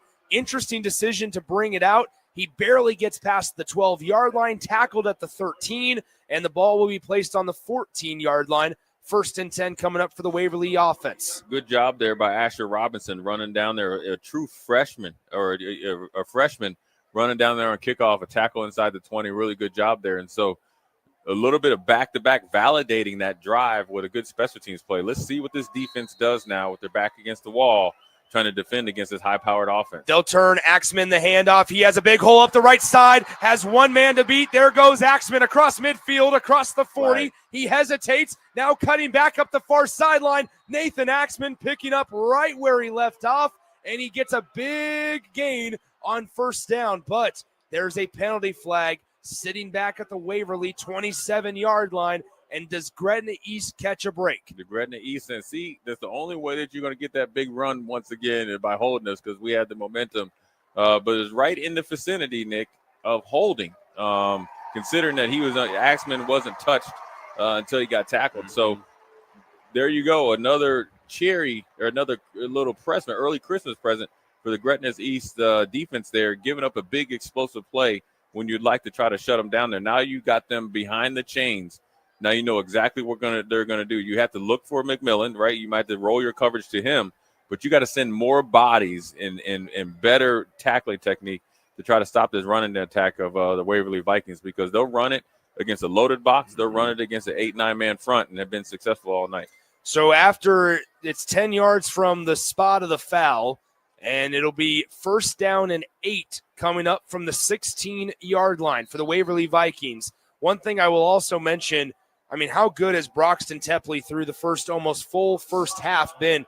5 of 6 through the air, 107 yards, 2 touchdowns, no picks. Really nice start to the game for Tepley. The only blemish on his scorecard is that unsportsmanlike conduct penalty for taunting. The toss right side. Axman gets stood up and dropped inside the 10-yard line. What a defensive play. Number 23 for the Gretna East defense, Will Holgrave.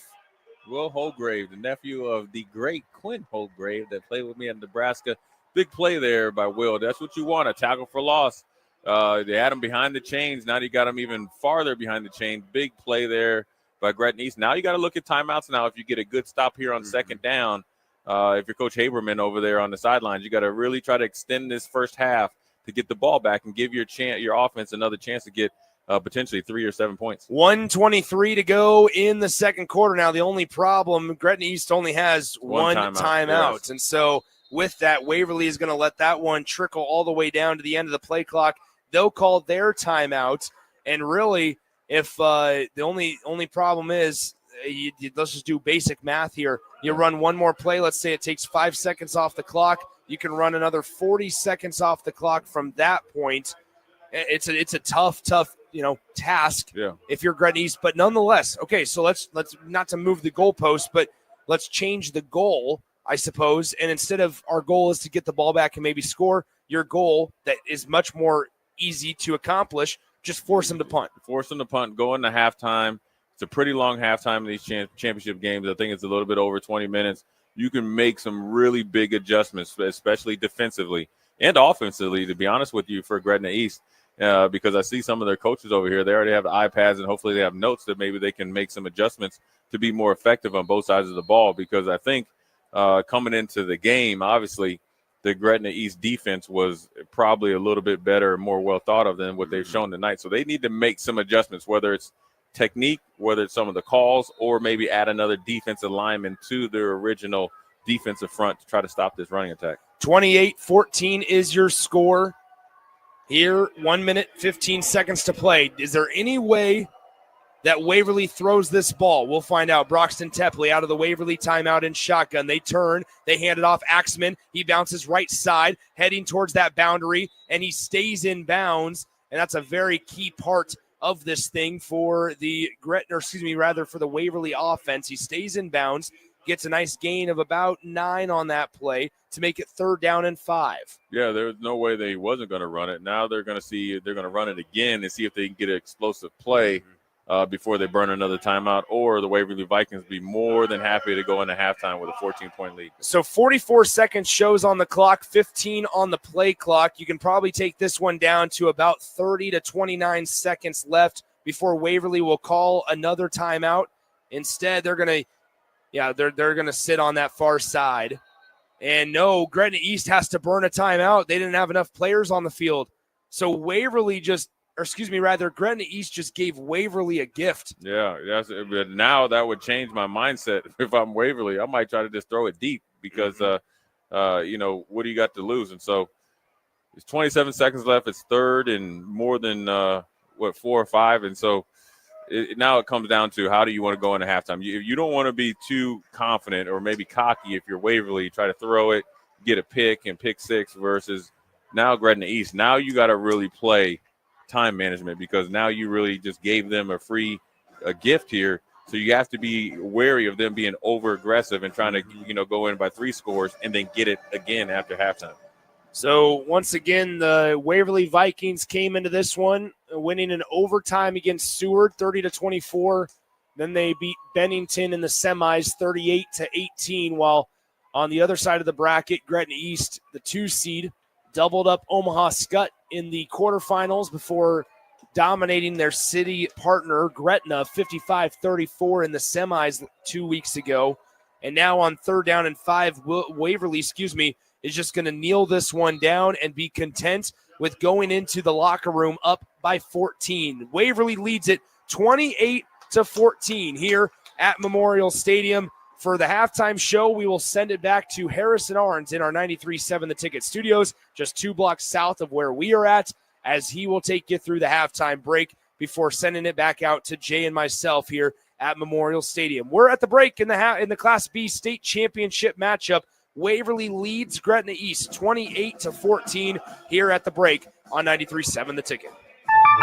A business's phone is the lifeline to its customers and potential clients. That's why it's so important that you can take calls seamlessly from anywhere, whether you're on the road or in the office. Hamilton Business Technologies can help ensure your phone rings wherever you are. We can equip your headquarters and any of its locations with the right tools for smooth, professional call handling. As the official business IT partner of the Huskers, we know how to keep Nebraska businesses connected. Learn more at hamiltonisbusiness.com. With UBT, you've got total control over your money. Like Doug, who runs his game day tailgate like a well-oiled machine. I got burgers, brats, chicken, dogs, plus all the fixins. And with the UBT Go app, I can track my food spending from anywhere. Pro move. They don't call me Grill Sergeant for nothing. No matter your goals, UBT helps you feel good about reaching them. Union Bank and Trust, member FDIC. Attention Nebraska sports fans. Are you ready to take your skills to the next level? The Army National Guard is looking for leaders who are dedicated, driven, and ready to make a difference. Join up and gain invaluable experience while serving your country with a flexible schedule, competitive benefits, and a chance to build a strong future. Learn more at nationalguard.com/Nebraska. Live here, serve here. The Nebraska Army National Guard. Guard the good life. At Doane University, we build leaders, and that means your success and achievements come first. Now is the time to get a glimpse into living and learning at Doane University through a personalized in-person or virtual visit. We know once you experience Doane, you'll see why it's a place where you can achieve your goals and shape your future. Schedule your personal campus visit today at doane.edu/visit.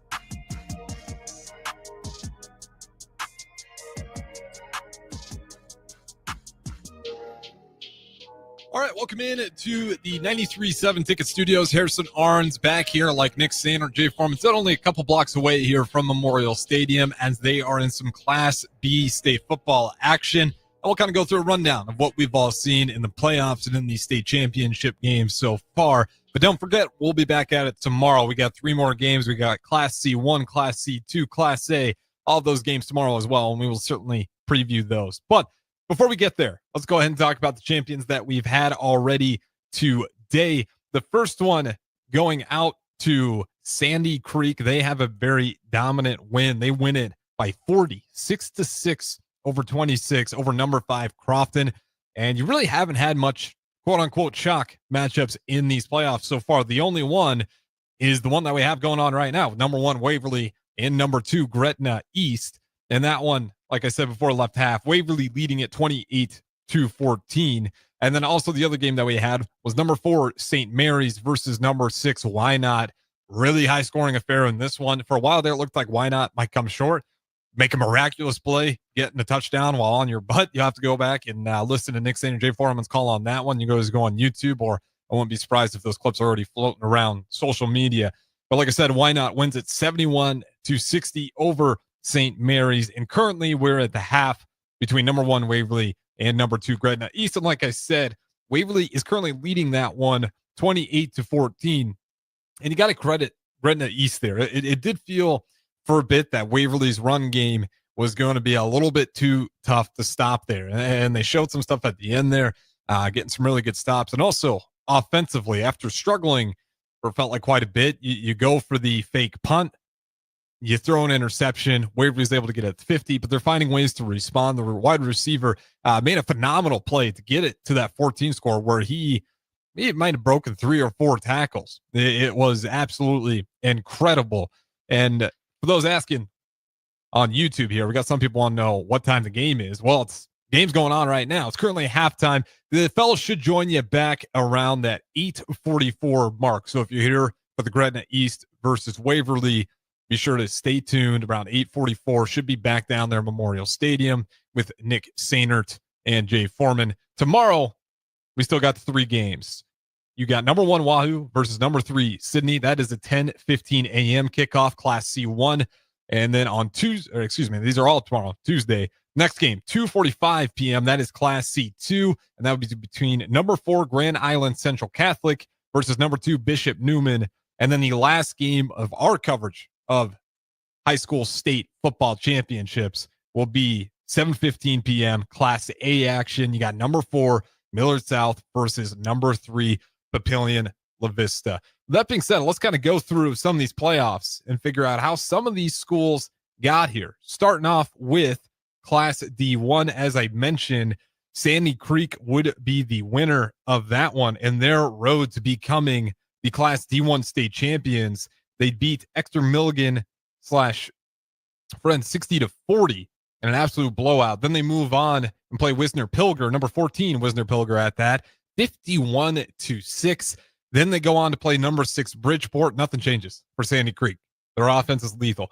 45-6. They win that one, and a blowout fashion as well, and it just continues for them. Then they get to number 7 Plainview in the semifinals. They win it 53-22, and then they get to Crofton in that championship game. And like I said before, I gave you the score. They win it by 40 in that championship game. I don't know who's going to have the best point margin in all of Class State football, but I'm hard-pressed to think it might be Sandy Creek. Crofton, who got runner-up in this one, had a pretty dominant start as well, but it's just too much for Sandy Creek. Crofton in that first game, they beat Kimball 90-20. Then they go on to beat Johnson Brock, number 12 Johnson Brock, 88-56. So they scored 90, 88, and then they get to Hemingford, and they beat them convincingly 60-12. And then they ultimately play the number 1 seed, get that upset, and convincingly at that as well, 8-28.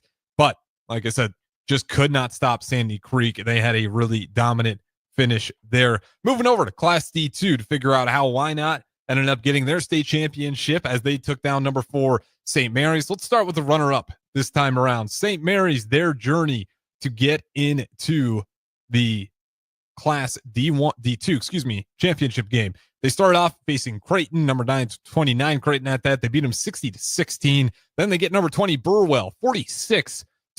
They win. They get Sandhills Thedford. They win that one 66-24, 12-seeded Sandhills Thedford. Then we get to the semifinals matchup. They had also a number 1 seed upset, just like Crofton did. The other runner-up that we just went through, they beat Howes Dodge 52-28. End up in that championship game with Why Not. Why Not's road to that championship game, also in pretty convincing fashion. They beat number 27 seeded Fullerton 44-8. Number 11 Mullen 64-13. And then they beat number 3 Hitchcock County 43-12. Semifinal matchup, they had number 2 Central Valley pull that one off in convincing fashion as well, 45-28. And then they get to the St. Mary's game, and if you pay attention at the beginning, they win 60-71. Really dramatic championship game. Might be one of the better ones that Nick and Jay have been able to call so far today. The games that we're going to have coming up here in Class C1, you're going to have Wahoo versus number 1 Wahoo versus number 3 Sydney. And Wahoo's road to get there has been nothing less than dominant. They beat number 16 Milford 69-14. They take on number 9 Mount Michael Benedict. They win that one 55-14. And then they get the 4 seed Ashland Greenwood, and they win 61-21. Number 3 Sydney on the other side of the bracket started off with playing number 14 Pierce, and they win it in a pretty tight fashion, only by 1 touchdown, 21-14. Then they get the 6-seeded Fort Calhoun and win it in dominant fashion, 46-16. Then they get number 2 Lakeview, and they win 28-14. So they did upset that number 2 seed in there already. Now you got a 1-3 matchup. In the Class C2 championship games, like I said, you're going to have Grand Island Central Catholic versus number 2 Bishop Neumann, number 4 Grand Island Central Catholic at that. And Grand Central's Catholic has been upset after upset. They beat number West Point Beamer 49-14. Number 13 West Point Beamer 49-13. Then they get number 5 Bergen Catholic. They win 31-14. And then they get Ord and they win 23-13. My alma mater was the number 1 Cedar Catholic. They win that first game 48-0. And Ord sneaks up. That number 9 Cedar Ord does beat that 1 seed Cedar Catholic all the way down there in Northeast Nebraska, 27-21, which sets up for Grand Island Central Catholic to take on that 9 seed, and they get a win. They're going to be handling Bishop Neumann. Bishop Neumann has had one close game so far versus UTAM, but they opened up with number 15 Arlington, and they win that one 34-8. Then they move on to number 10 Utah. They win 30-26. And then they get to the semifinals. They take on number 3 seeded Kearney Catholic. They don't just win, they get a shutout on top of it. 34-0. They win that one. Now we'll get to Class A. You got number 4 Millard South versus number 3 Papillion La Vista South. And that, again, of course, will be the 17 p.m. last game of the day for our coverage of NSAA State Championship football. Number 1, Omaha Westside's road to the state championship game in Memorial Stadium that will kick off tomorrow, 7:15 p.m. They beat number 16 Bellevue West 42-7. Move on to take on number 8 Kearney, and they win it big time, 35-7. Millard South gets in that matchup, and you're looking at number 1 Omaha Westside, thinking that they're going to be able to go through. Number 4 Millard South 62-21, convincing victory there, and then you get a 4-seeded Millard South seeded in that championship game. Looking at number 3 Papillion La Vista South and their journey to the state championship game, they beat Lincoln North Star in a thriller. Lincoln North Star gave them a run for their money, 22-23. The number 14 seed almost upsets the 3 seed. Papillion La Vista South moves on to play the number 11 seeded Millard North. They win 36-26. Then they get number 2 Creighton Prep, and they pull off that upset as well, 24-21. Papillion La Vista South has been in some close games throughout this entire one in this championship playoff format anyways, as the biggest spread they've had in these wins in the playoffs so far was just a 10-point win over Millard South. You could say it's a good thing that these guys have been in a lot of close games and they're finding ways to pull it through, or maybe a little bit nervous. But that is number 4 Millard South, number 3 Papillion La Vista South. They will be getting ready to play tomorrow at 7:15 p.m. And some other action going on, since I got about 5, maybe a little bit more time than that on here. We also had Nebraska women's basketball tip off tonight as well. They are in the Emerald Coast Classic, and they took on Purdue Fort Wayne. They win it in convincing fashion. And you might hear the name Purdue Fort Wayne, nothing much of it. It is a pretty good basketball school over there. The record they have, they're pushing teams pretty well. I want to believe they beat a Big Ten opponent already on their schedule. So there's nothing to scoff at. 80-57 is a great win for the women's Husker basketball team, because I didn't think that was not a nobody school. It's a smaller school, but they had some definite talent there, as their record would show you. If you go through their schedule and who they played, they've actually had some pretty good matchups. Just looking at everyone they played. So that Big Ten team they beat was Purdue, 68-67. They lost to West Virginia, their biggest blowout by far, 83-47. They do push Xavier on the road, 62-61. They lose that game by 1 point. And then, as I said, they beat Purdue 68-67. And then when they play some of the schools closer to their competition, they've been winning convincingly. So Southern Illinois, they win 85-60. Eastern Michigan, they win 67-52. And as I just mentioned, they get blown out by the Huskers, 80-57. And some of the scores in that one, another great game from Britt Prince. She didn't shoot great from the three-point line, but only took a couple of them. But she did shoot 50% from the floor. She was 8 for 14 with 18 points. And you got pretty good spread from everyone in terms of who was producing offense. Let's see, you got 1, 2, 3, 4 Huskers in double digits, and all but one Husker who played was able to get points. You look at the shooting percentages as well. Like I said, you will happily take 33-58, not quite 50, but not too far away from it. Or excuse me, over 50%. And then you 56.9%. And then their 3-point percentage, they didn't take a lot. They took 8 for 18, but they made 44% of them. A really good shooting day. And then free throws also didn't get a ton, but they go 6 for 7, 85.7% from the line there. Fort Wayne, Purdue wasn't their best shooting night. They shot roughly 39% from the floor, 30% from three, and then okay from the free throw line, 77.8% there. And again, just a really collective, dominant win for this women's Nebraska basketball team. It's been a good start for Husker hoops, women's and men's. You can talk about them both together in that same tune, as both these teams are finding ways to win, not only win, collectively win. And that's been the thing that's been most impressive for me with these two teams. You look at the men's team, and it's a little bit like last year until Bryce Williams really took over the reins on being that offensive guy and being the leading scorer more often than not.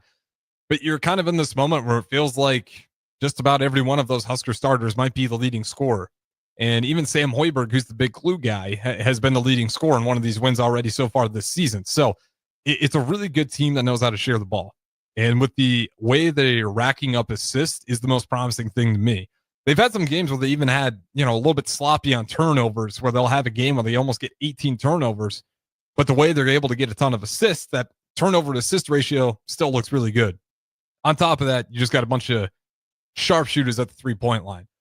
You don't need every single one of those guys going. When you got Connor Season, you got Bryce Sanford, who came in out of Iowa, Jamarcus Lawrence, whose jump shots looked more and more confident. Feels like as each game has gone on here, as he's figuring out what his role is going to be on this team.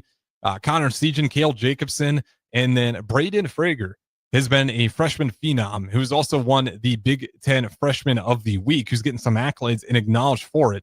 Rightfully so. He's also got a nice jumper, and he's tall enough. I believe he's listed at 6'7". They can go out there and attack the rim as well, and you're loving seeing that out of the freshman that is Frager. And you got some depth there. There's other guys on this team who you're maybe figuring out what their role is going to be. Berke Berukdengel, he's in that starting lineup, but I think he's still a little bit trying to figure out what his role is going to be. It's defense, clearly. It's rebounding, clearly. But offensively, where does he fit best, and where does he like his matchups at? And we all know about Rank Mess, what he's been doing. Kendall Blue, another guy who I think, he's trying to figure out what his role is going to be on this team. Right now, it feels like Jamarcus Lawrence is probably our best ball handler. Sam Hoiberg does a good job as well, bring the ball up and down the court if he sees a transition opportunity. But you just like these teams a lot so far, and you're getting some big wins. You don't want to count the exhibition game versus I believe Xavier or BYU early in the year for Husker men's basketball. But that kind of gave you a sign right there that this team can score a lot of points and swing up there with some of the best. And then you see that in their game versus Oklahoma, where they're able to score 105. And then clearly they win their last game and put together another explosive offensive performance. Lots of positive things here in Huskerland. With that being said, we'll get ready to throw it back over to Memorial Stadium as we got the Nebraska High School Class B football championships going on. If you guys are just tuning back in, it is halftime and it should be over shortly. Waverly is winning it 28-14 over Gretna East. It is a chalk matchup at number 1 versus number 2. And right now, number 1 is leading pretty convincingly. But Gretna East was feeling like they're making a push there towards the end. So for the Gretna East fans, you had some positive signs there at the end. A phenomenal play by the wide receiver to somehow stay in bounds and get that one to the end zone, and some calm collection by the quarterback to stay in the pocket and go through his progressions. And then Waverly, it's been that run game. It's been hard to stop, but it felt like Gretna East might have found something there at the end. We'll see if Gretna East can continue to push Waverly and make this a closer game, or if Waverly comes out and starts pulling away here. So don't go anywhere. On the other side, you will be joined by Nick Sainer, Jay Foreman for the Class B High School Football State Championships. I am Harrison Arns, but like I said, don't go anywhere. They will join you shortly right here on 93.7 The Ticket. There's only one place this holiday season to shop for the sports fan in your life and get cash back for slightly used sports items you don't need anymore. Play It Again Sports. Check out their selection of new and used items, including home fitness equipment like treadmills, exercise bikes, and ellipticals, and get your lift on with free weights, benches, and racks to add to your home gym. And don't forget, if you have anything slightly used to trade in, they'll give you instant cash. Holiday shopping starts and ends at Play It Again Sports at 48th and Vine. Things that impair you come in many different shapes and sizes. Some are the shape of beer and liquor bottles. Others look like cigarettes but aren't cigarettes at all. These are the things we know impair us, the things our parents warned us about. What we're not always aware of is our new prescription or the over-the-counter medicine we picked up just for allergies or a bad cold. See, it doesn't just matter how much of a substance you take. If you are impaired, driving is deceptively dangerous. Don't drive impaired. Paid for by the NDOT Highway Safety Office. At Jimmy John's, we don't make sandwiches. We make the sandwich of sandwiches. We use fresh veggies because we don't hate salads. We just feel bad for them. We make our sandwiches exactly how you want because you're the one who's eating it. And we bake bread all day, every day because stale bread isn't bread. It's croutons. Sandwich history is written by the victors. Good thing we have legible handwriting. Jimmy John's, the sandwich of sandwiches. Order pickup or delivery on the app. Attention, Nebraska sports fans. Are you ready to take your skills to the next level? The Army National Guard is looking for leaders who are dedicated, driven, and ready to make a difference. Join up and gain invaluable experience while serving your country with a flexible schedule, competitive benefits, and a chance to build a strong future. Learn more at nationalguard.com/Nebraska. Live here, serve here. The Nebraska Army National Guard. Guard the good life. Welcome back to high school football on 93.7 The Ticket and theticketfm.com. Welcome back in as we are just a couple of minutes away from kickoff of the third quarter here in the Class B state championship game. Nick Sainer alongside here with my man Jay Foreman. Jay, we're getting ready in the next 24 hours to kind of put a bow on another fun and exciting high school football season. High school basketball is right around the corner. We know that. That all leads up to March as well. And then high school baseball state tournament coverage in May. Austin Orman usually joins me on the call for that one. But here we have it. Why are you shaking your head like that?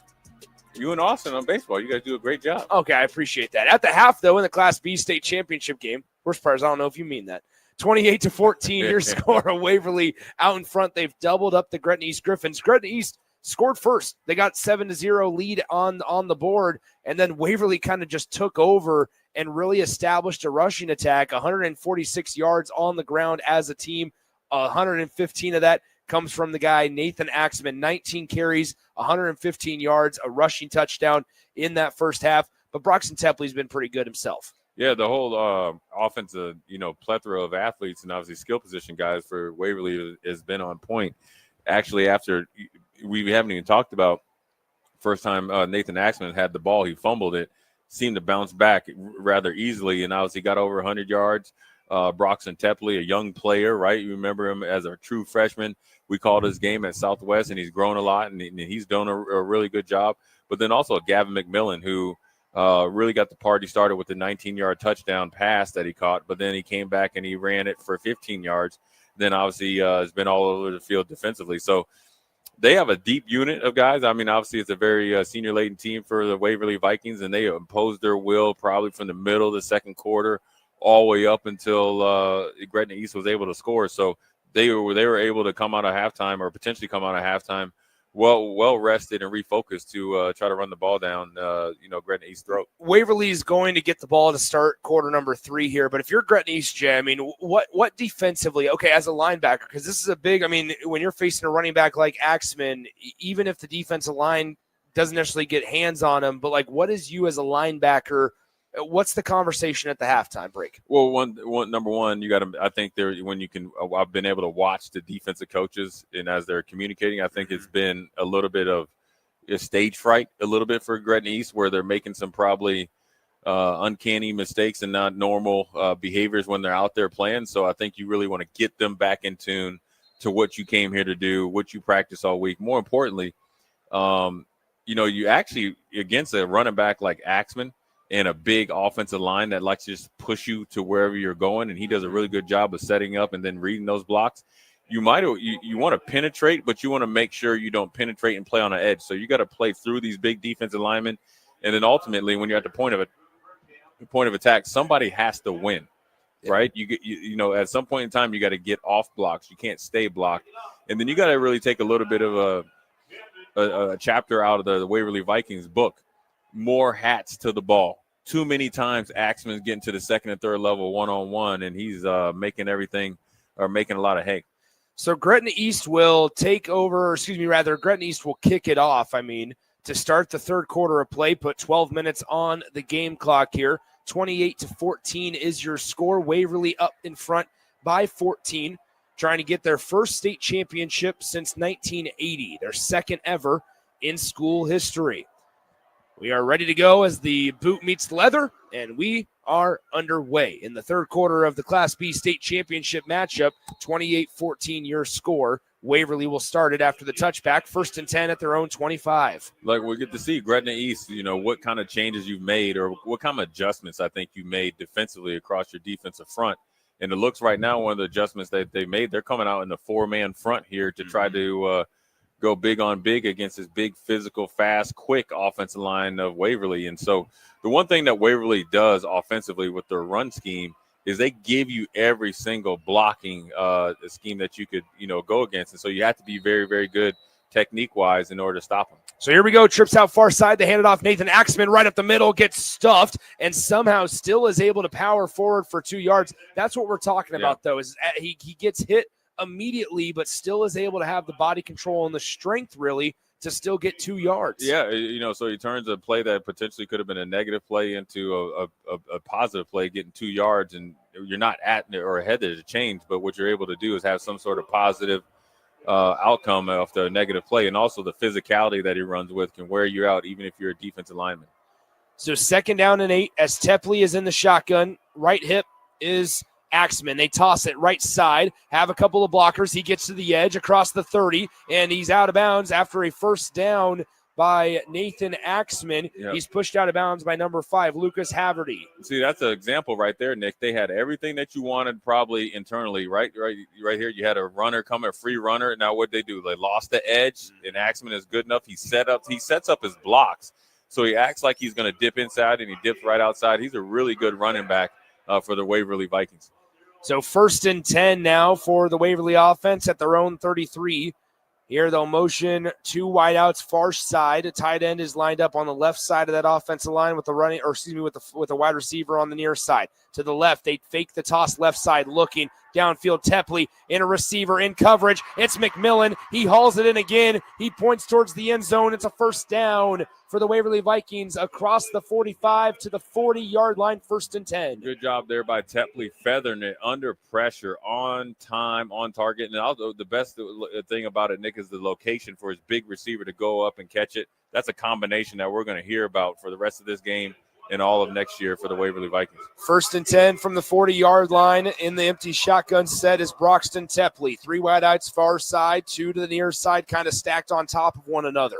Here from the 40 of the Gretna East Griffins. Quick pass out near side. It's McMillan. He's tripped up and finally taken down by a cavalry of Gretna East defenders. He'll lose a couple of yards on that play. It's a loss of 2 officially back at the Griffins' 42-yard line to bring up 2nd down and 12. Good job there by the Gretna East defense of rallying to the ball, and they tried to go back-to-back there with McMillan. They rallied to him. So good effort, better effort. I think the 4-man front probably is a really good change there for Gretna East, and I like it when coaches are making a little bit of adjustments, trying to alleviate some of the weaknesses they showed against the run game. 2nd down and 12 from the 42-yard line. McMillan's all by himself at the bottom. They hand it off left side. Axman, he cuts up field, spins around, and just barrels his way forward all the way up across the 35 to the 33-yard line to set up a 3rd down and 3.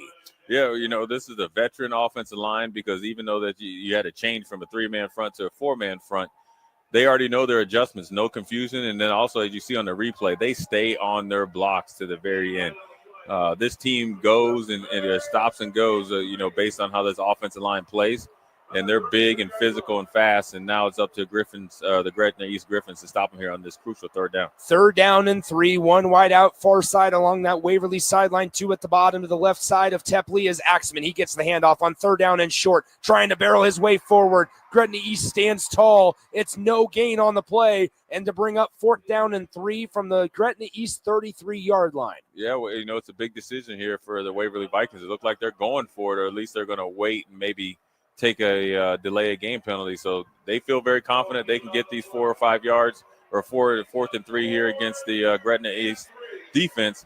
More importantly, Gretna East is an ultimate time and ultimate opportunity to flip the field here early in the third quarter, like we mentioned at the end of the second quarter. 2 tight ends lined up on the right side of the line. McMillan's in the slot. Back to pass. Tepley looking McMillan's way. He's flushed. He's running to the left side. Now reverses. Throws off his back foot. Downfield. No one's home. It's incomplete. And it's a turnover on downs, but there's multiple flags on the play. One is in the vicinity of where the ball was thrown. One was also just about 4 yards past the line of scrimmage. Could it be defensive holding? Could it be a legal man downfield? And as Jay Foreman predicted, it's ineligible man downfield on the offensive line. That penalty is declined. They called it on number 65 of Waverly.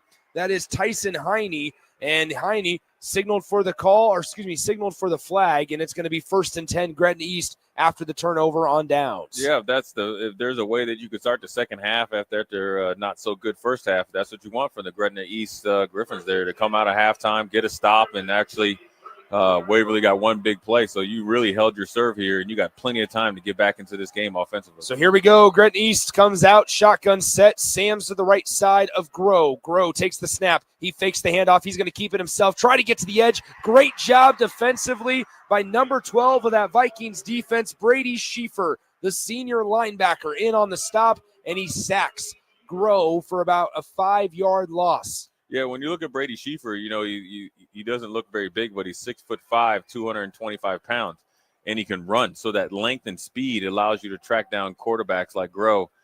Good idea, but not against this Waverly Vikings big, fast, long defense.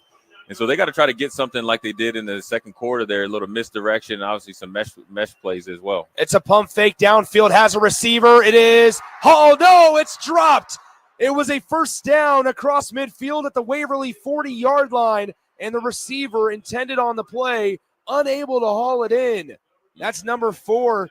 That is number 4, Seth Kragel, who was the intended receiver. It was a good ball, a great job pump faking the defense. It was in the breadbasket, and as he hit the turf, his elbow jarred the ball loose. I like that play call, a little pump and go from the slot to loosen up that defense of Waverly Vikings. You had more than a step, and I think he just misjudged on what shoulder it was going to come over and wasn't able to come up with that catch there. So after Gretna East forces a turnover on downs, they're in danger of going 3 and out. 3rd and 14, back to pass, looking, throwing downfield, intended for Kragel. This time, no, it's dropped again.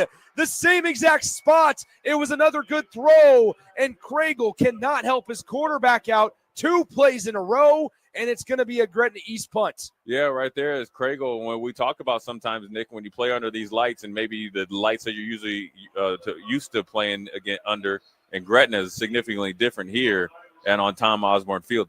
Judging the ball, tracking the ball is sometimes harder to do than you might think of it. Catching it when you're warming up versus catching it when you're out here playing is a technique and obviously a skill that you have to hone in, but you don't have a lot of opportunities to do so. They went right back to Kragel after he dropped it on 2nd down, and he drops it again on 3rd down. And this line drive punt, short punt. It's going to be bounced inside the 40, and it's going to take a very friendly Griffin bounce.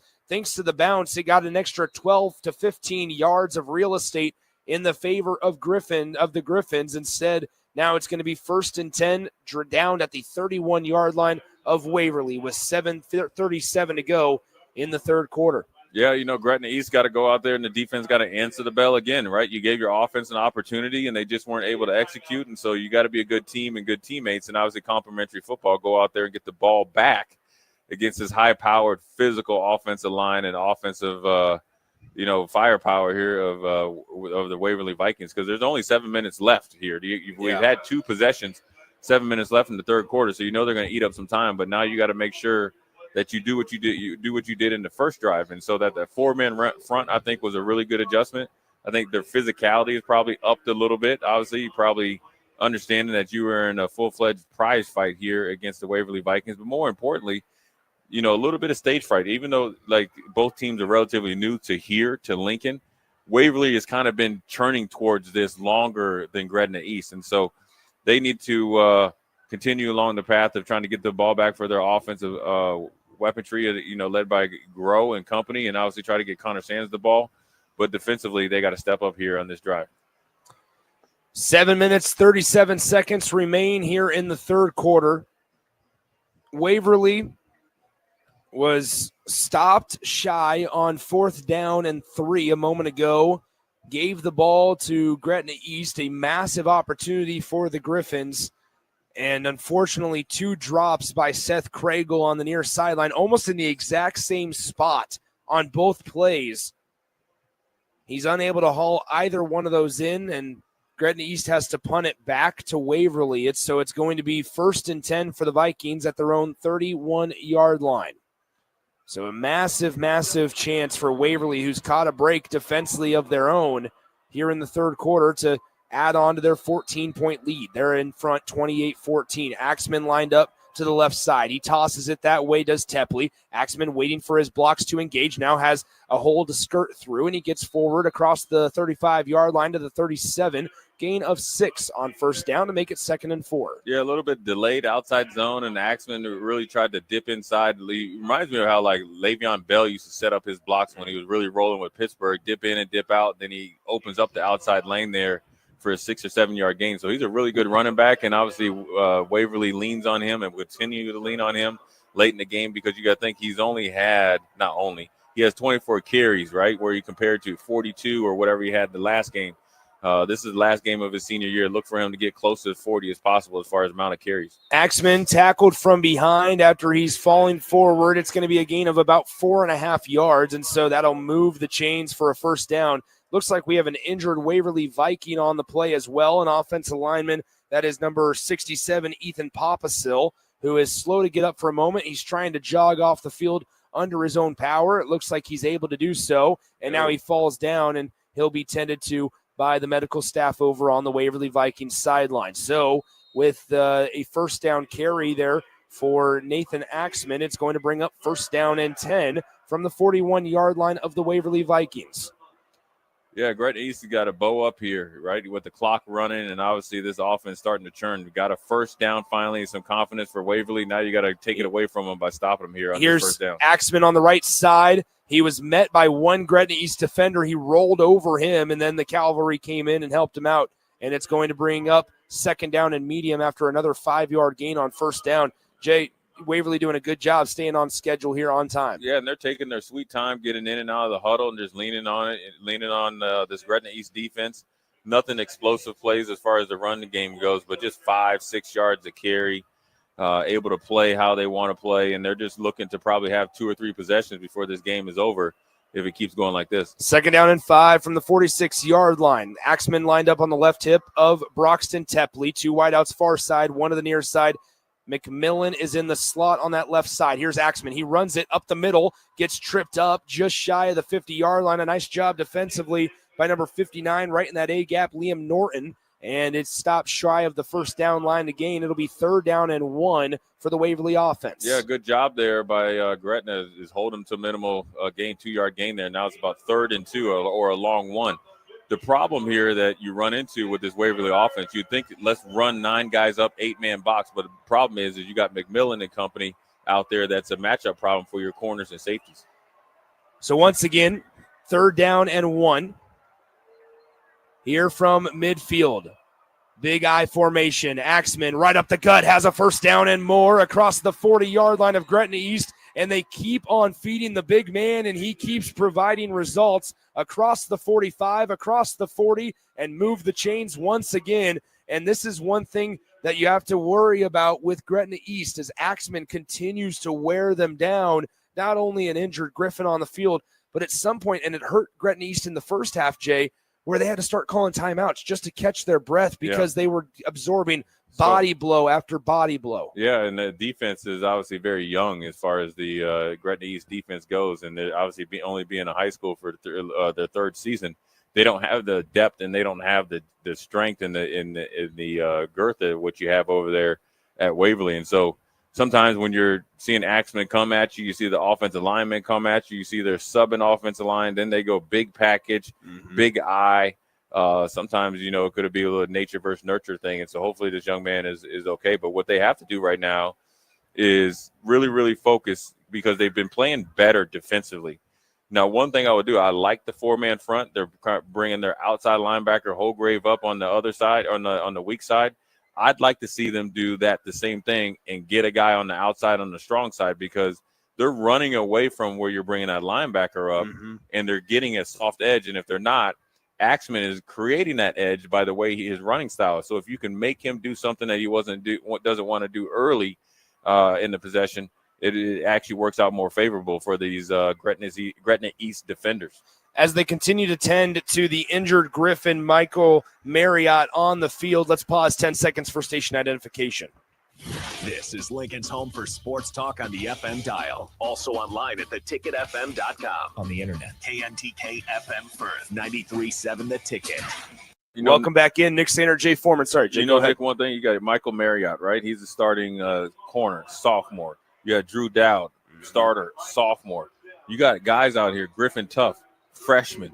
You got true freshmen and sophomores out here playing against 26 or more seniors. Pump and go. Tepley looking McMillan's way up the far sideline. He almost hauled it in with his left hand. In coverage was number 8, Caden Annis of the Gretna East Griffins. There is a flag in the backfield. We'll see if it was either a hold or if Tepley was hit late. But, yeah, to your point, Jay, a very young team as they signal a hold on the Waverly offense. That'll drive it back 10 yards. And they were firmly in Griffin territory. This one's going to put them closer to midfield, still within striking distance. 4:54 to go in the third quarter, 28-14, Waverly out in front. They've doubled up the Griffins. We have yet to see points here in the second half. Yeah, they've done a really good job of controlling the pace here, not allowing obviously Gretna East to score on the one time they had the ball, but more importantly for Waverly, they've been able to control the clock here for the majority of the time in the third quarter. Now they got to get a little bit out of their element here, and on first down, look for a screen game or a quick pass here to Axman. Tepley back to pass on 1st and 20. He throws. No, he does not. He decides to hold on with it, and he gets taken down for the sack. In on the stop, that was number 59 for Gretna East, the big man in the middle, Liam Norton. Good job there by Liam Norton. Continue to rush the passer and chase the quarterback down and get a big tackle for loss, or actually a sack there, which actually puts Waverly way behind the chains. Now, what you can't do on second down, Nick, is allow an explosive run because you're trying to play the pass. Now, you got to trust your defense. You got to trust your coverages against McMillan or whoever else they have in there is Connor Shear, who's probably their next deep threat. You have to really, really focus on stopping Axman from getting an explosive run. Axman lined up to the right. He gets the handoff zone, handoff left side. It takes a trio of Gretna East defenders to finally bring him down. But thankfully for that Griffins defense, they have some real estate to work with until the first down line to gain. However, Axman does get up to the Gretna East 45-yard line. A gain of 9 on second down to now bring up 3rd down and 17 from the Griffins' 45-yard line. We saw Waverly go for it on 4th and 3 earlier in the third quarter here, and we could see that if they get enough yardage on this 3rd down and 17, that maybe they try to go for it again. Gretna East really struggling on offense, especially with the drops. Toss right side, trying to get Axman outside. He stiff arms one defender, now reverses field. Great job by the Griffins defense, sealing the edge, and then the help came. Number 23, that was Will Hogreef, in on the stop for the Gretna East defense, and that's going to force Waverly's first punt of the day. That's all you want there if you're Coach Haberman over. You want your defense to step up, and they've done that this whole second half, and with their back against the wall, they've done it, and then they've done it again right here. You really like this effort coming out of halftime, but I'm going to keep harping on this, Nick, how young this team is.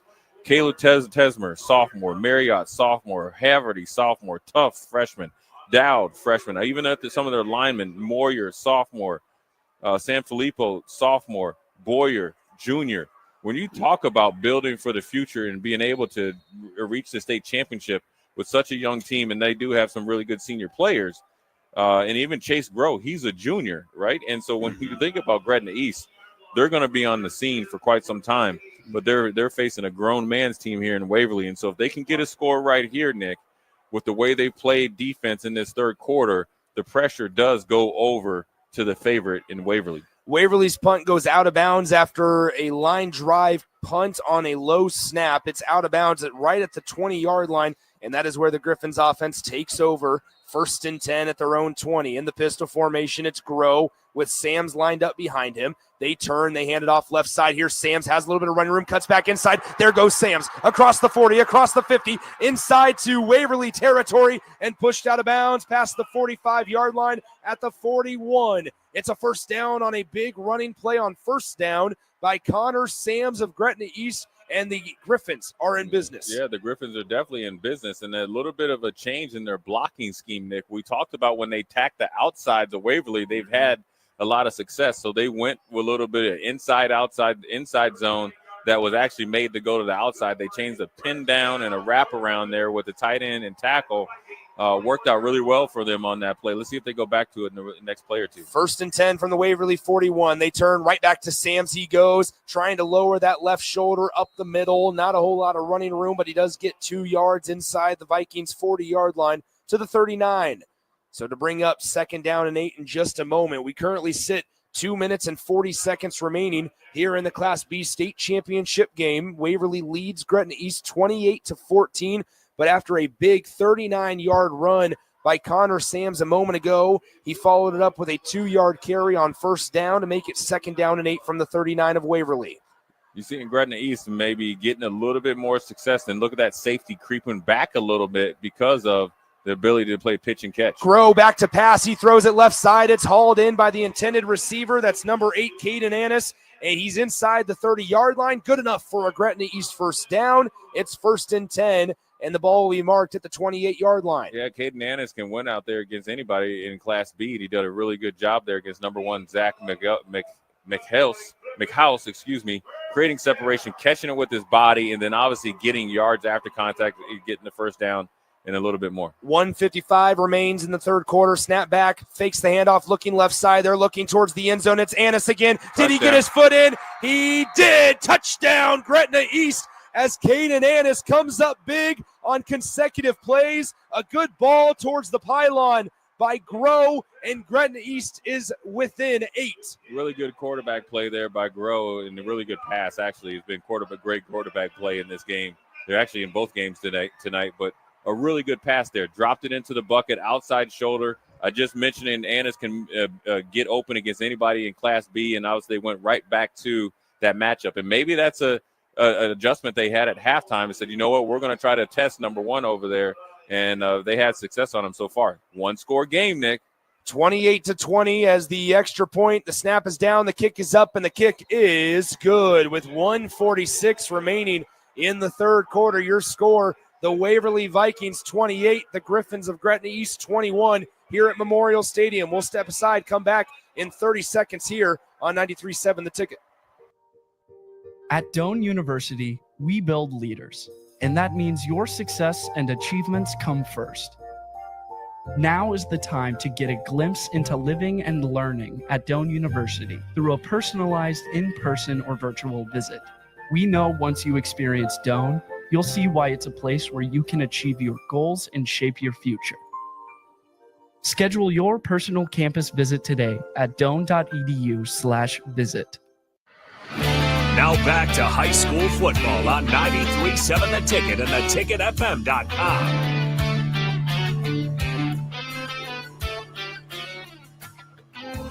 Nick Sainert, Jay Foreman alongside here from Memorial Stadium up on the 6th floor on the west side here in the press box. A spot familiar with watching Husker football games on Saturday. Today and tomorrow we are bringing you state championship action here as we have had the D2 and D1 matchups on the ticket earlier today. Tonight it's Class B action.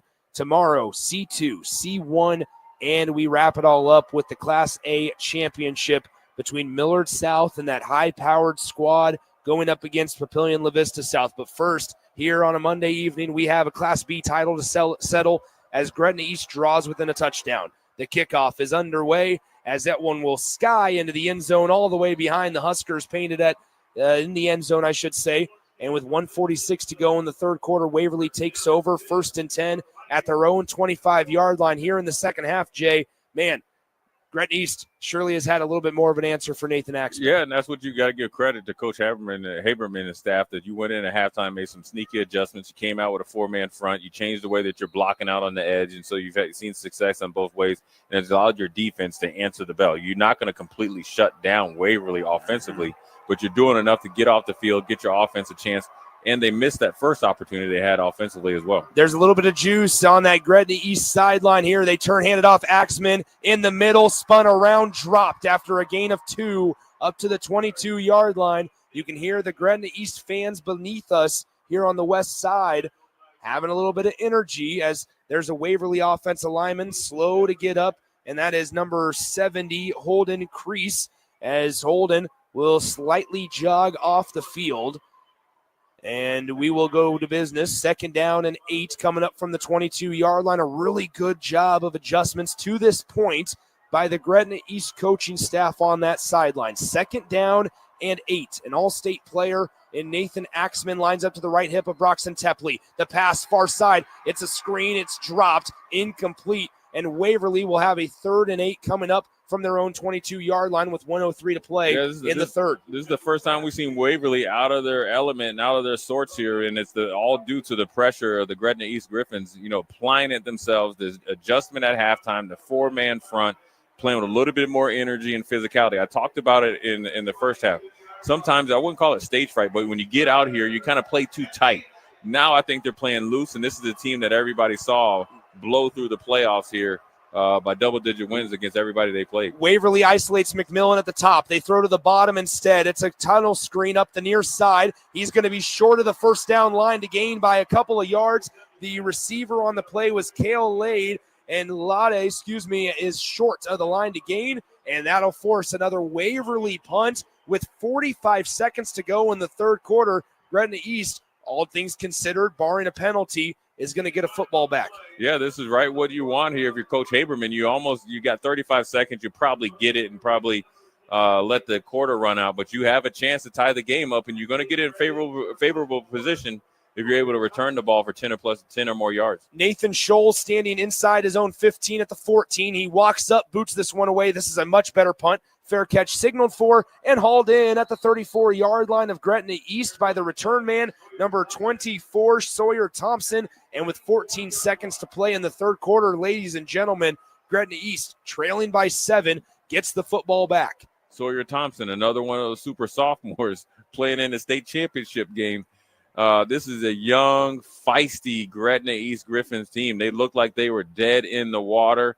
Found a little sauce there right before halftime, was able to go in down by 2 scores, battled their way to get back with 1 score. Now they are on the attack. Waverly, let's see how they do with it, facing their own pressure. They're undefeated, never had to be in this situation all year. The motion Craigle, they fake the handoff to him, looking downfield. They're going to take a shot. Once again, it's Annis. He comes back. He makes the catch inside the 20 for the Waverly Vikings. Yeah, a little play action. Annis was open way before that. Grow dropped a dime in there. Annis, I'm telling you right now, I said it. I have a little sneaky tip, Nick. He can get open against anybody in Class B. Number 8 is having him a night.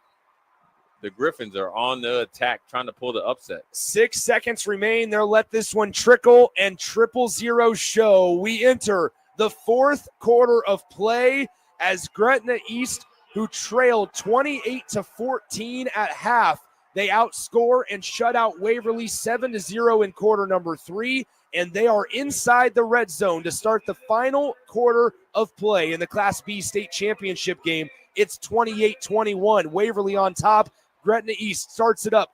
1st and 10 at the Waverly 19-yard line when we come back here on 93.7 The Ticket. You've got total control over your money. Like Doug, who runs his game day tailgate like a well-oiled machine. I got burgers, brats, chicken, dogs, plus all the fixins. And with the UBT Go app, I can track my food spending from anywhere. Pro move. They don't call me Grill Sergeant for nothing. No matter your goals, UBT helps you feel good about reaching them. Union Bank and Trust. Member FDIC. There's only one place this holiday season to shop for the sports fan in your life and get cash back for slightly used sports items you don't need anymore. Play It Again Sports. Check out their selection of new and used items, including home fitness equipment like treadmills, exercise bikes, and ellipticals, and get your lift on with 3 weights, benches, and racks to add to your home gym. And don't forget, if you have anything slightly used to trade in, they'll give you instant cash. Holiday shopping starts and ends at Play It Again Sports at 48th and Vine.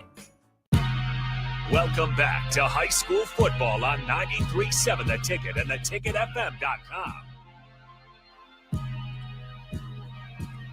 All right, ladies and gentlemen, let's get ready to go here. Start of the fourth quarter. It's 28-21. Waverly with a 7-point lead, and they had all the momentum going into the halftime break. But my goodness, the Gretna East Griffins with some defensive adjustments and some big plays on offense, they're right back in this, trailing by a touchdown, 1st and 10 at the Waverly 19-yard line. Yeah, Caden Ennis has done a really good job, but then I think also Connor Sams has had a couple big runs, and then I think when you open up the playbook and change some adjustments of how you're attacking this Waverly Viking defense up front, is really put them on their heels right now. This is the first time they face this all season. Here's a reverse. It's Kragel, left side, has a guy to beat on the perimeter. He's able to shed a tackle, and then he's immediately upended just 2 yards past the line of scrimmage. He was able to beat the first guy on the perimeter that he met, and then was unable to get past the next 2 Waverly Vikings defenders after a 2-yard gain on the play. It's 2nd down and 8 from the 17-yard line here in the Class B title game. They will break the huddle. Gretna East will, as at the bottom, there's 1 receiver, 2 wideouts to the top. A tight end is flexed to the right side as Connor Sams is in the backfield to the right side of Grow, the quarterback. Grow looking right side towards the end zone, and Herman unable to get to the right spot to field that pass from Grow, and that brings up a 3rd down and 8 from the 17-yard line. Maybe there's something to be said about at the end of the quarter, it gave Waverly a time to kind of decompress and breathe. Yeah, they were able to make a couple adjustments there. You see how they're doing. They're playing a little bit more closer with their safeties and with their corners and nickels, and then they're having their free safety play more in the middle of the field so he can make a touchdown saving tackle or go over the top and get an interception. Annis is to the top. Kragel's in the slot at the bottom. Back to pass Grow. He's getting pressured from behind, and Grow's going to be – no, he almost was thrown down. Now he's finally taken down. Number 65 for the Waverly Vikings, Tyson Haney, finally able to bring Grow down. It looked like he was spun around like Colt McCoy was by Ndamukong Suh, but somehow he stayed on his feet initially before Haney came in and tore him down. A big series there for Waverly after the changing of the quarters. They were able to make some adjustments and really hold serve there and have Gretna East potentially have to go for a field goal. I think Gretna East fans want them to go for it. No, they don't. They are going for a field goal. The ball is placed at the 22-yard line, so it is going to be a 39-yard field goal attempt. And we have a stoppage on the field. Gretna East just signaled for a timeout. I don't know if they had all enough 11 players. Guys, 2, 4, 6, 8, 10. No, they had all 11. But Gretna East and head coach Justin Haberman may want to talk things over. It's a 39-yard field goal attempt as it was a 39-yard field goal attempt. The clock was running down, so Haberman had to blow a timeout. And obviously those are crucial when you're trying to come back against a team like Waverly, because the change in the quarter allowed them to not only make a defensive adjustment to hold them to potentially only 3 points as far as Gretna East goes, but then also allowed them to make some adjustments offensively with their running attack and their offense attack going against this upstart Gretna East Griffin defense. And so now this series, the next one, no matter what happens on the outcome of this field goal attempt, is probably the biggest of the game because Gretna is going to have to try to get the ball back one more time for this offense. And when you think about it, the very first series, they gave the offense the ball in favorable position and dropped 2 potential touchdown catches there on deep passes. It's a 39-yard field goal attempt for Camden Korth. They're lined up on the left hash. He's kicking towards the south end zone here at Memorial Stadium. The right-footed kicker with the hold by number 13 in white, as now Waverly brings pressure off the edge, and they will get called for an offsides penalty. The Waverly Vikings will. That makes it 4th down and 8. Yeah, but now a 34-yard field goal instead of a 39. Yeah, I think Gretna East kicker is pretty good, and I don't even know why you would try to Caden Korth is a pretty good kicker, so, why you would try to block it from the outside. I know McMillan's a pretty good athlete, but I think he would jumped off sides before they even got down and got set. So it's a free 5 yards. Could be the little tip that they need here to get a 3 points. So it is now a 34-yard field goal for Camden Korth from the left hash. They snap it. It's a line drive kick. It's trending towards the uprights, and it is no good. He pushed it right. Oh, well, you know what? That offside penalty didn't hurt Waverly or McMillan. Now a little bit more momentum and juice there over there to the 7-point leader there, Waverly Vikings, to see what they can do here to try to bleed the clock to the point that Gretna will not be able to tie the game. 10:23 to go in the 4th quarter, and Waverly takes over after the missed field goal. Jay, I'm not going to be the one to say it's your fault, but you did just talk about how talented Camden Korth has been all year long, which you're not wrong about. But here, you just mentioned it, and he pushes a field goal right. I was going to say sometimes, 5 yards isn't a big deal to him, and you're in your rhythm, and then you have to reset. Sometimes it hurts the kicker in that point. Can they establish Nathan Axman again as Axman gets the carry on 1st down, continues to drive defenders forward across the 25-yard line and down at the 27. It's a 7-yard gain on 1st down for Nathan Axman up that left side. Yeah, Nathan Axman right back to business with an 8-yard run to the left side. A little bit, I call that a delayed outside zone where he comes real tight off the guard and then he bounces it out and then he hits it right off the tight end. Really good job of setting up his blocks there for Axman. 2nd down and 3. Axman to the left hip of Tepley. 2 wideouts far side. They hand it off again to Axman on the right side. He thinks about reversing space. Instead, he gets stood up for no gain. They might have actually awarded him a half a yard to make it a true 3rd down and 2 instead of 3rd down and 2.5. They sure did up to the 28-yard line, and it's going to bring up 3rd down and short for this Waverly Vikings offense. A massive opportunity for Gretna East after a missed field goal to get the ball in the hands of their offense real quickly after they stalled.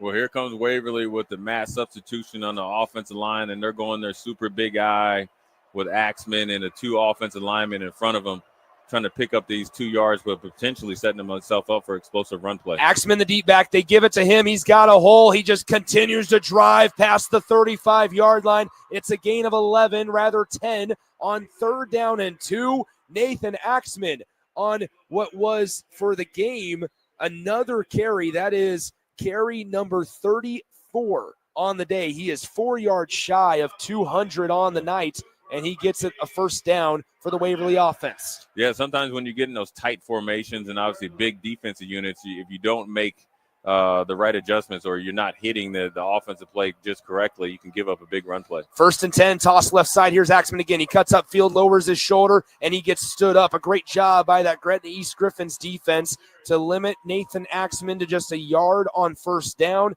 to make it 2nd down and 9 coming up. That is carry number 35 for Axman. Don't forget, in the semifinal win against Bennington, Axman carried the rock 42 times in that 38-18 victory over the Badgers for Waverly, and he is trending towards that number yet again here tonight. Yeah, he's having a great game. He's had a great playoff run, but he's been a great player for Waverly for quite some time.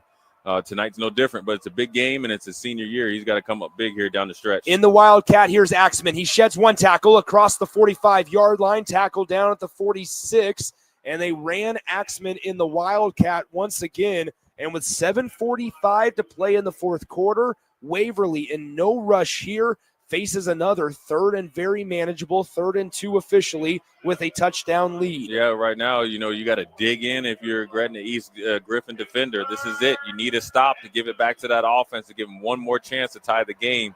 So when you get in these 3rd and shorts, somebody's got to make a play. And you got to force Waverly to punt the ball or turn it over. McMillan's the deep back. He gets the handoff, and he gets tripped up. Was he short? They're going to mark him a yard shy of the 1st down line to gain. It'll be 4th down and about a yard and a half from the 46.5-yard line. They needed to get to the 48 Jay, I'm shocked that we did not see Nathan Axman again. Yeah, Nathan, sometimes you try to get too cute, and McMillan's more than capable of getting that, but Axman has been unstoppable and dynamite in short yardage situations. And Coach Haberman is asking and imploring his defense to step up one more time and provide some force. Here we go, Tepley under center. Once again, Axman not in the game on 4th and less than 2. McMillan's the deep back, and they're going to call a timeout. Will the Waverly Vikings? Gretna East did not budge, and 4th and 1 and some change is coming up on the other side of this timeout. We'll step aside, come back in 30 seconds here from Memorial Stadium in the Class B championship game on 93.7 The Ticket. Things that impair you come in many different shapes and sizes. Some are the shape of beer and liquor bottles. Others look like cigarettes but aren't cigarettes at all. These are the things we know impair us, the things our parents warned us about. What we're not always aware of is our new prescription or the over-the-counter medicine we picked up just for allergies or a bad cold. See, it doesn't just matter how much of a substance you take. If you are impaired, driving is deceptively dangerous. Don't drive impaired. Paid for by the NDOT Highway Safety Office. Now back to high school football on 93.7 The Ticket and theticketfm.com. Welcome back in. Nick Sainert, Jay Foreman with you. 6:35. Here we go, ladies and gentlemen. 4th and 1 from the 47-yard line of Waverly. The Vikings send their offense onto the field. Axman, the deep back, as Tepley's under center. 2 fullbacks lined up, ready to block and pave the way for Axman. They hand it to him. He has the first down across midfield. Nathan Axman, yet again on his 37th carry of the night, gets Waverly a crucial first down. Yeah, you know exactly when he got healthy and or recovered from whatever he had an ailment going on. You know he was coming in the game. He was getting the ball. Everybody in the stadium knows it. It's hard to stop. You got 2 offensive linemen leading him wherever he goes, and it's essentially outside zone play, back on safety, back on backer, and it's pretty hard to stop when they're getting that soft edge to the right or left side. It was a gain of 5 on 4th down, makes it 1st and 10. Now they're on the Griffin side of the 50. They run the reverse. Here on the handoff, it's McMillan across the 40, across the 35, inside Griffin territory, inside the 30, and down at the 26-yard line is McMillan. And that's also another danger element of having Nathan Axman in the backfield. They ran Axman to the right. They've ran that toss play so often tonight to both sides. They run McMillan on a little reverse in front of the quarterback. It's a simple handoff, going the opposite way, misdirection, and McMillan has all the running room. Great blocking downfield. Yeah, right when we thought that Waverly was thinking about punting, I think they were putting together those 2 plays back-to-back after they felt like and knew that Axman would get the first down. So now the Griffins have been in this position. They can turn them over here, potentially make them kick a field goal. Here's a handoff to Axman on the right side. He gets stood up at that line of scrimmage, still dragging defenders. A great job by Nathan Axman. It looked like it was going to be no gain on the play, but yet somehow Axman makes it a gain of 2. Yeah, he's a strong runner. He's hard to knock back, and he does a really good job of playing with good leverage. And I'm telling you this right now, he is one of the most balanced running backs I've seen here, calling state championship games in the last 2 years. And so he runs behind his pass, got great vision, good leverage, and really good balance. And he has enough breakaway speed to keep you honest. 5:18 and counting. We are now approaching the 5-minute mark here in the Class B state championship game. 1st and 10 from the 24. Toss crack left side. Here's Axman. He's got the edge. He's got a blocker. He breaks 1 tackle. Inside the 15 goes Axman into the 14-yard line, and Waverly is in the red zone. Yeah, Waverly is slowly but surely. I said before the drive started, there was 10 and a half minutes left, and I said, or maybe 7.5 minutes left, and they were trying to, or had their mindset was, let's close out this game with a long, methodical drive. And we saw this at times a couple years ago with Bennington to close out their first state championship. Now you're seeing it with the Waverly Vikings taking a page out of their book. Big offensive line, physical, they execute. They bring in multiple players that are athletic to get the edges on you. They're pretty hard to stop. Here's the Wildcat with McMillan. He cuts up field. Inside the 10 goes McMillan on 1st down and 10. He continues to drive forward inside the 5, and it's going to be 1st and goal for the Waverly Vikings with 4:15 to play in the 4th quarter. Yeah, that is the 11th play of the drive, a drive that started, to your point, Jay, with 10 minutes and 23 seconds on the game clock. We are just about to hit the 4-minute mark. This is like a death blow to a defense. You've been taking huge body blows from this offensive line for 3 quarters. Now you have the defense reeling. It's just a plethora, an accumulation of body blows and gut punches that sometimes just wear you out. And this is Waverly's game. You got close enough. You missed the field goal. They got the momentum. Now they're making you pay for it. Here's Axman, first and goal, dragging defenders. He is in. Touchdown, Waverly. The 40th carry of the night for Nathan Axman gives him now 225 rushing yards on the day and his second rushing touchdown. Nathan Axman continues to put this Waverly season on his shoulders, and he extends the lead with 3:42 to play to 34-21 Vikings. Yeah, really good job there by Axman and the offensive line. They've been doing it all night, and 42 carries last week, 40 right now. Who knows if he'll get back out there. But that was a championship drive right there, right? Where you make a team, put them in field goal range, or they get down to field goal range, they miss it, you make them pay for it. Just take about 6 or 7 minutes off the clock, all runs most likely with Axman, a little bit of McMillan. Offensive line, right? I'm sure one of the coaches told him, like, look, this is what you do all the offseason training for. This is what you're here. You know, you got us here. We're going to lean on you guys. And they were able to answer the bell like they should. 3 minutes and 42 seconds to play in the fourth quarter. It's 35-21. Waverly on top by 14. We'll go ahead and keep it here. Once again, that capped off after a missed 34-yard field goal by Gretna East. They had all the momentum in the second half, and then they missed a 34-yard field goal on the south end of the field. Waverly got the ball at their own 20-yard line after that missed field goal. They then proceeded to go on a 12-play, 80-yard gut check drive that took and consumed 6 minutes and 41 seconds of valuable game time. And now with 3:42 to play in the fourth, it's a 14-point deficit for the Gretna East Griffins. That was a championship drive right there, Nick, where you needed it and you needed the most. And what do? You lean on your best player and best players. Obviously, Axman and McMillan came up big. Yeah. And that offensive line came up even bigger all night. So that's a championship potential drive there for the Waverly Vikings. So the Gretna East Griffins have got to get a big return here and then obviously get into their offensive flow. And they're going to have to try to challenge number one out there with the plethora of receivers. Certainly not over here, as Gretna East has shown the ability to win on the perimeter, especially with guys like Annis. And here on the return, here is Gretna East up the left side. A little bit of running room up the far sideline across the 45 and tackled out of bounds near midfield. That is number 15, or rather, excuse me, that is number 2, that is Caleb Tesmer on the return. Yep. And that is now going to make it 1st and 10 from the 49-yard line of Gretna East here as we have 3:33 to play in the fourth quarter. That's exactly what you want there from your return. You want a big return. You want to flip the field, and now you got to try to challenge this Waverly Vikings defense. They're not going to change. They're going to play close to the line of scrimmage. They're going to challenge you to throw it over top. You've been able to beat them a couple times, but you got to do it now when you need it most. 1st and 10 from the 49-yard line. Pistol formation, Grow with Sams in the backfield. They turn, hand it off. Here's Connor. Sams, nowhere to go. He is tackled after a 1-yard gain, And, Jay, this is a 2-possession matchup right now with 3 minutes and 20 seconds to go. You just had a drive defensively that took off 6.5 minutes of game time. Yeah. And you got to throw the ball vertically at some point here. Yeah, I think trying to run it up the middle against Waverly has not worked all night.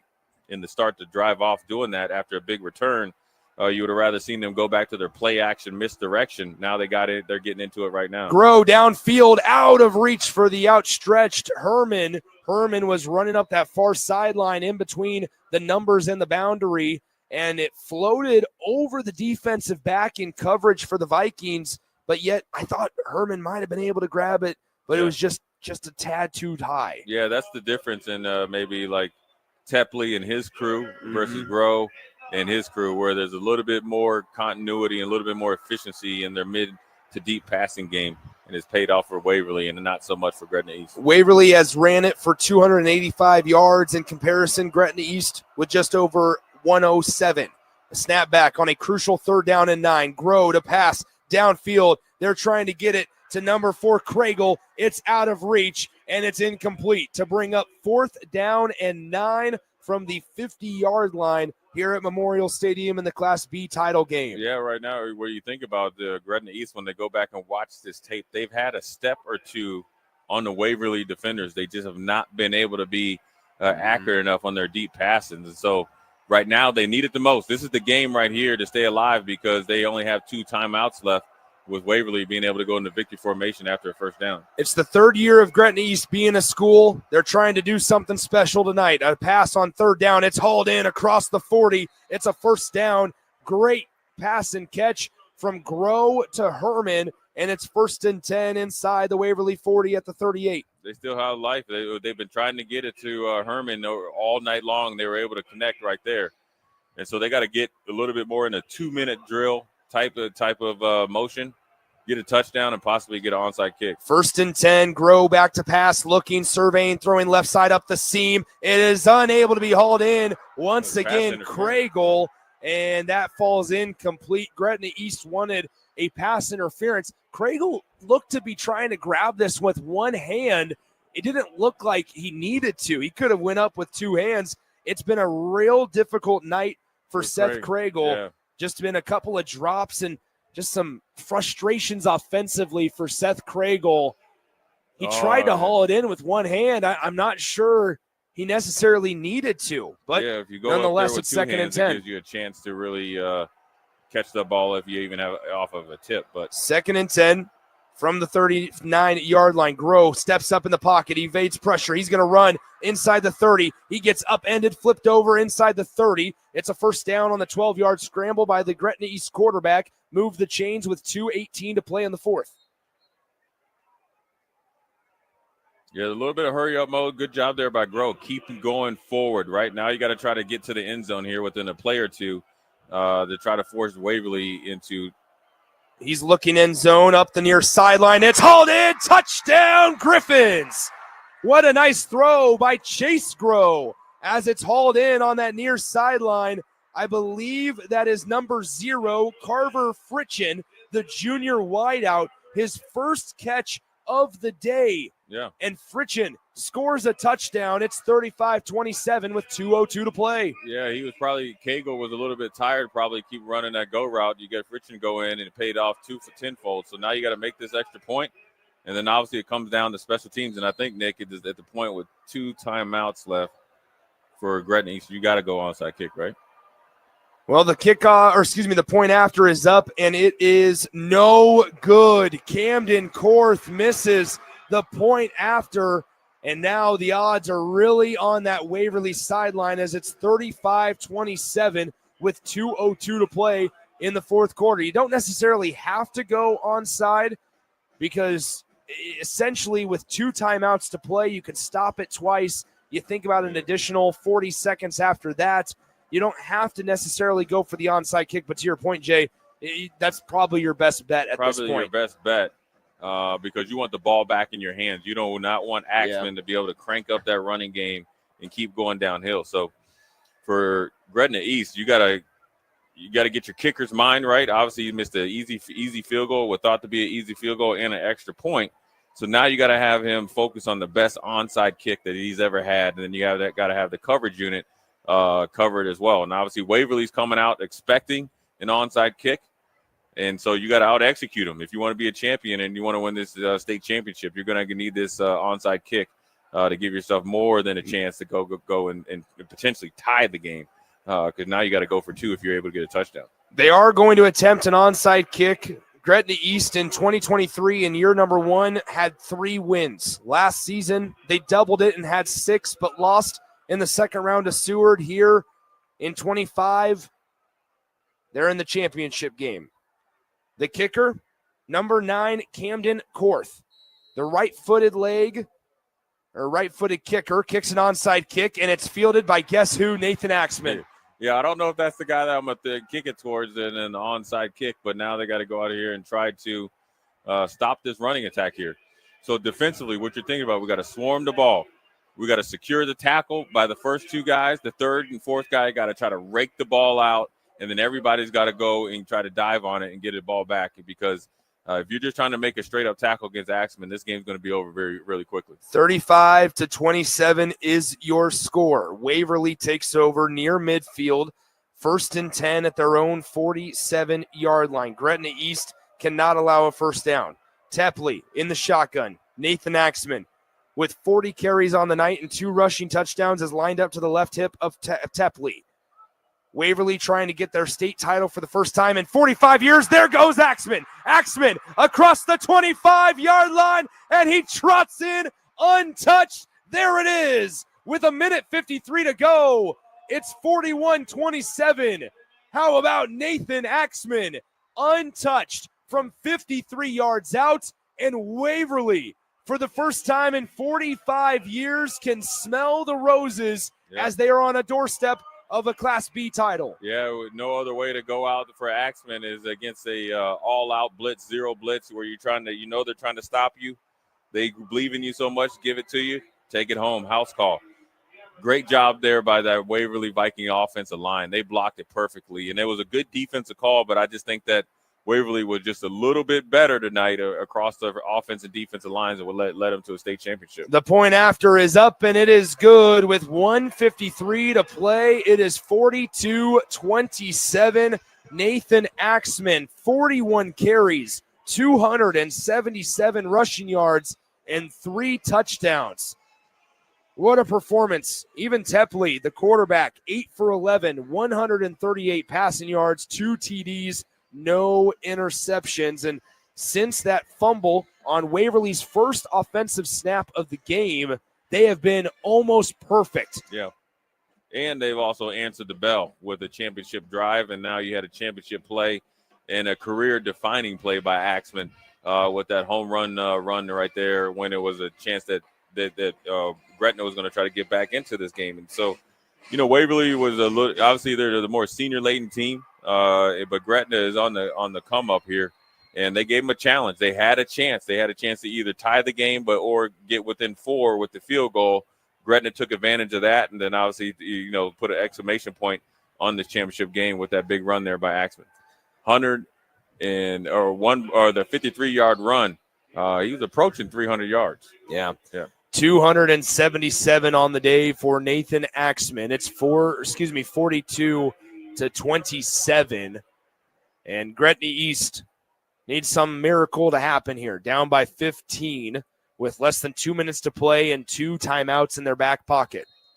We'll see what they can do offensively. It's a short kick fielded at the 20-yard line, and it's bobbled and fumbled, and it's still loose on the turf and finally recovered by the Griffins shy of the 25-yard line and down at the 24. And the Griffins return man is slow to get up on that far side of the field as well, and so they will have to bring the medical team out and tend to him. We will step aside one last time in today's game for 30 seconds here on 93.7 The Ticket. At Jimmy John's, we don't make sandwiches. We make the sandwich of sandwiches. We use fresh veggies because we don't hate salads. We just feel bad for them. We make our sandwiches exactly how you want because you're the one who's eating it. And we bake bread all day, every day because stale bread isn't bread. It's croutons. Sandwich history is written by the victors. Good thing we have legible handwriting. Jimmy John's, the sandwich of sandwiches. Order pickup or delivery on the app. Now back to high school football on 93.7 The Ticket and theticketfm.com. Nick Sainert, the Husker Hall of Famer Jay Foreman alongside here in the final moments of the Class B state championship game. We've seen some really good games today as in the D1 title game this morning, Sandy Creek won 66-26. In the D2 state championship matchup, we saw Wynot win their first title in school history with a 71-60 victory. And here in the Class B championship, Waverly is on the doorstep, up by 15, 42-27, with less than 1:50 to go. First down and 10. From their own 25-yard line, Gretna East needs something to happen as this one on the toss. It's a fumble recovered by Waverly inside the 20-yard line. Rather, they're going to call it a pass.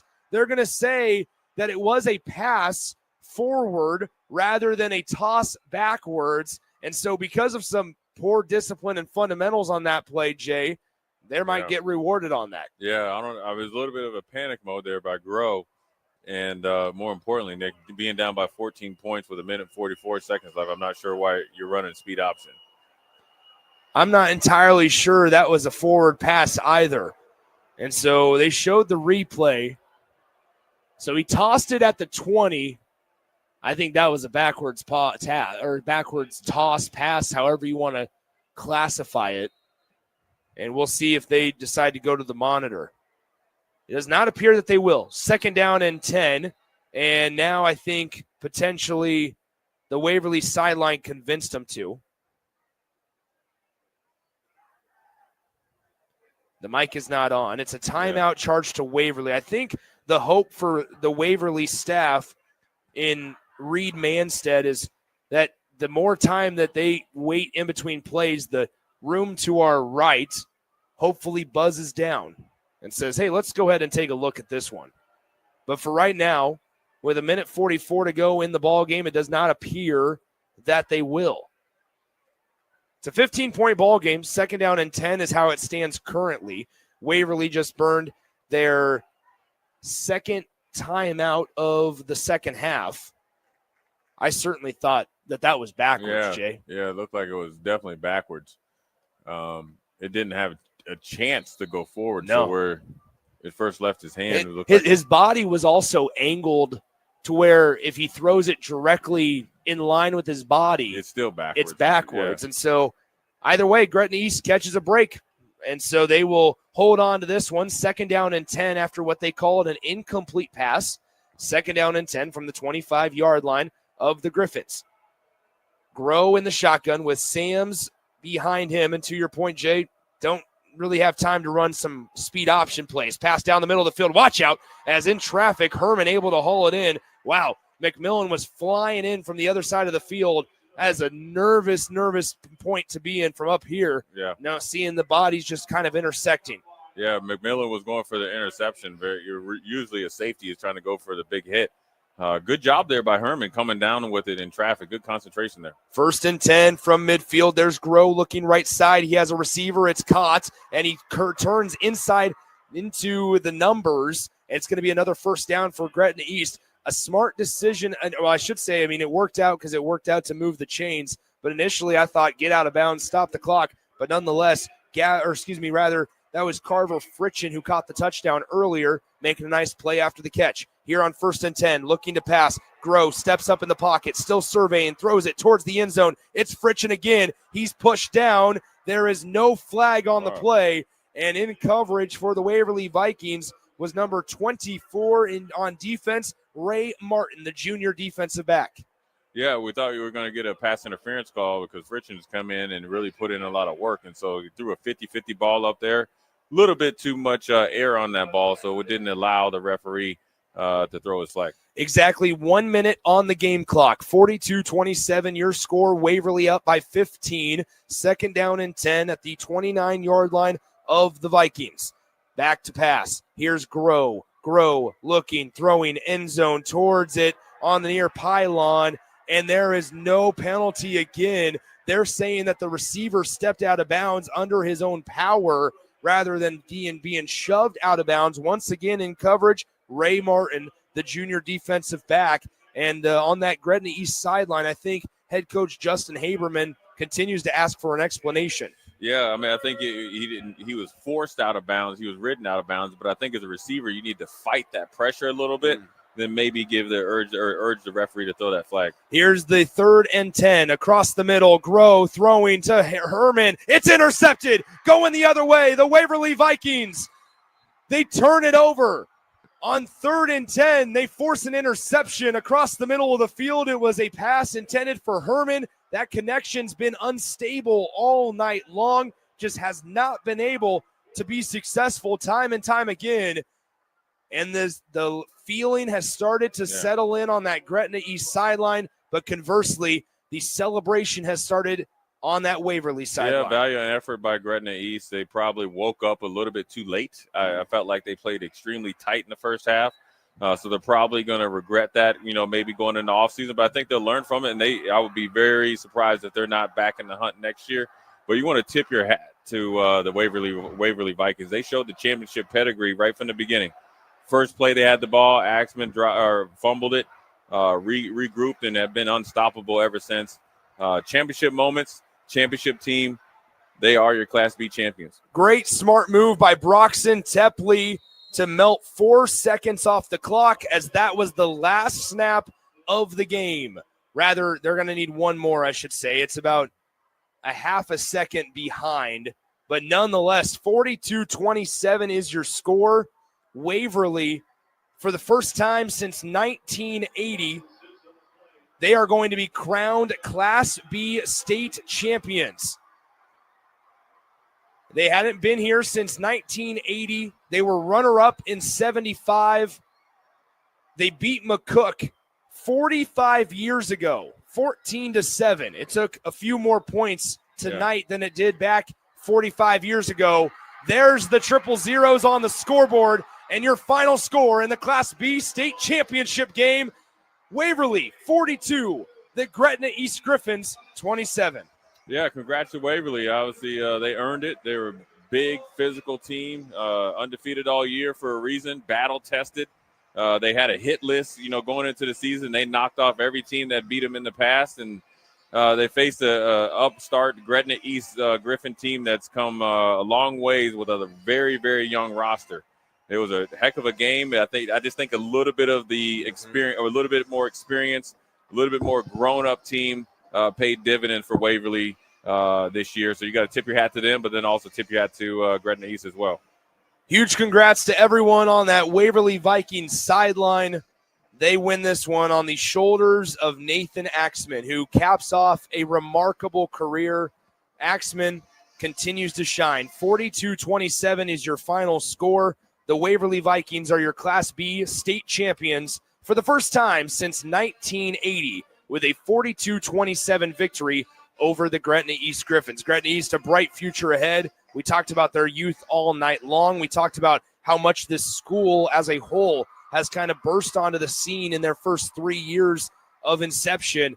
And man, oh man, when you look at that Gretna East sideline, there was a lot of players, especially at quarterback with Chase Grow, especially on the perimeter with some of their players they will certainly be in the hunt for the next couple of years to come. But your final score, one last time from Memorial Stadium, Waverly 42, Gretna East 27. For the Husker Hall of Famer Jay Foreman and for Harrison Arns back in our 93.7 The Ticket Studios, I'm Nick Sainer saying so long from your Monday state championship action. We come at you tomorrow at 10 a.m. Central Time for Class C2, Class C1, and Class A state championship football one final time here in the 2025 season. Congrats to the Waverly Vikings, your 2025 Class B state champions. There's only one place this holiday season to shop for the sports fan in your life and get cash back for slightly used sports items you don't need anymore. Play It Again Sports. Check out their selection of new and used items, including home fitness equipment like treadmills,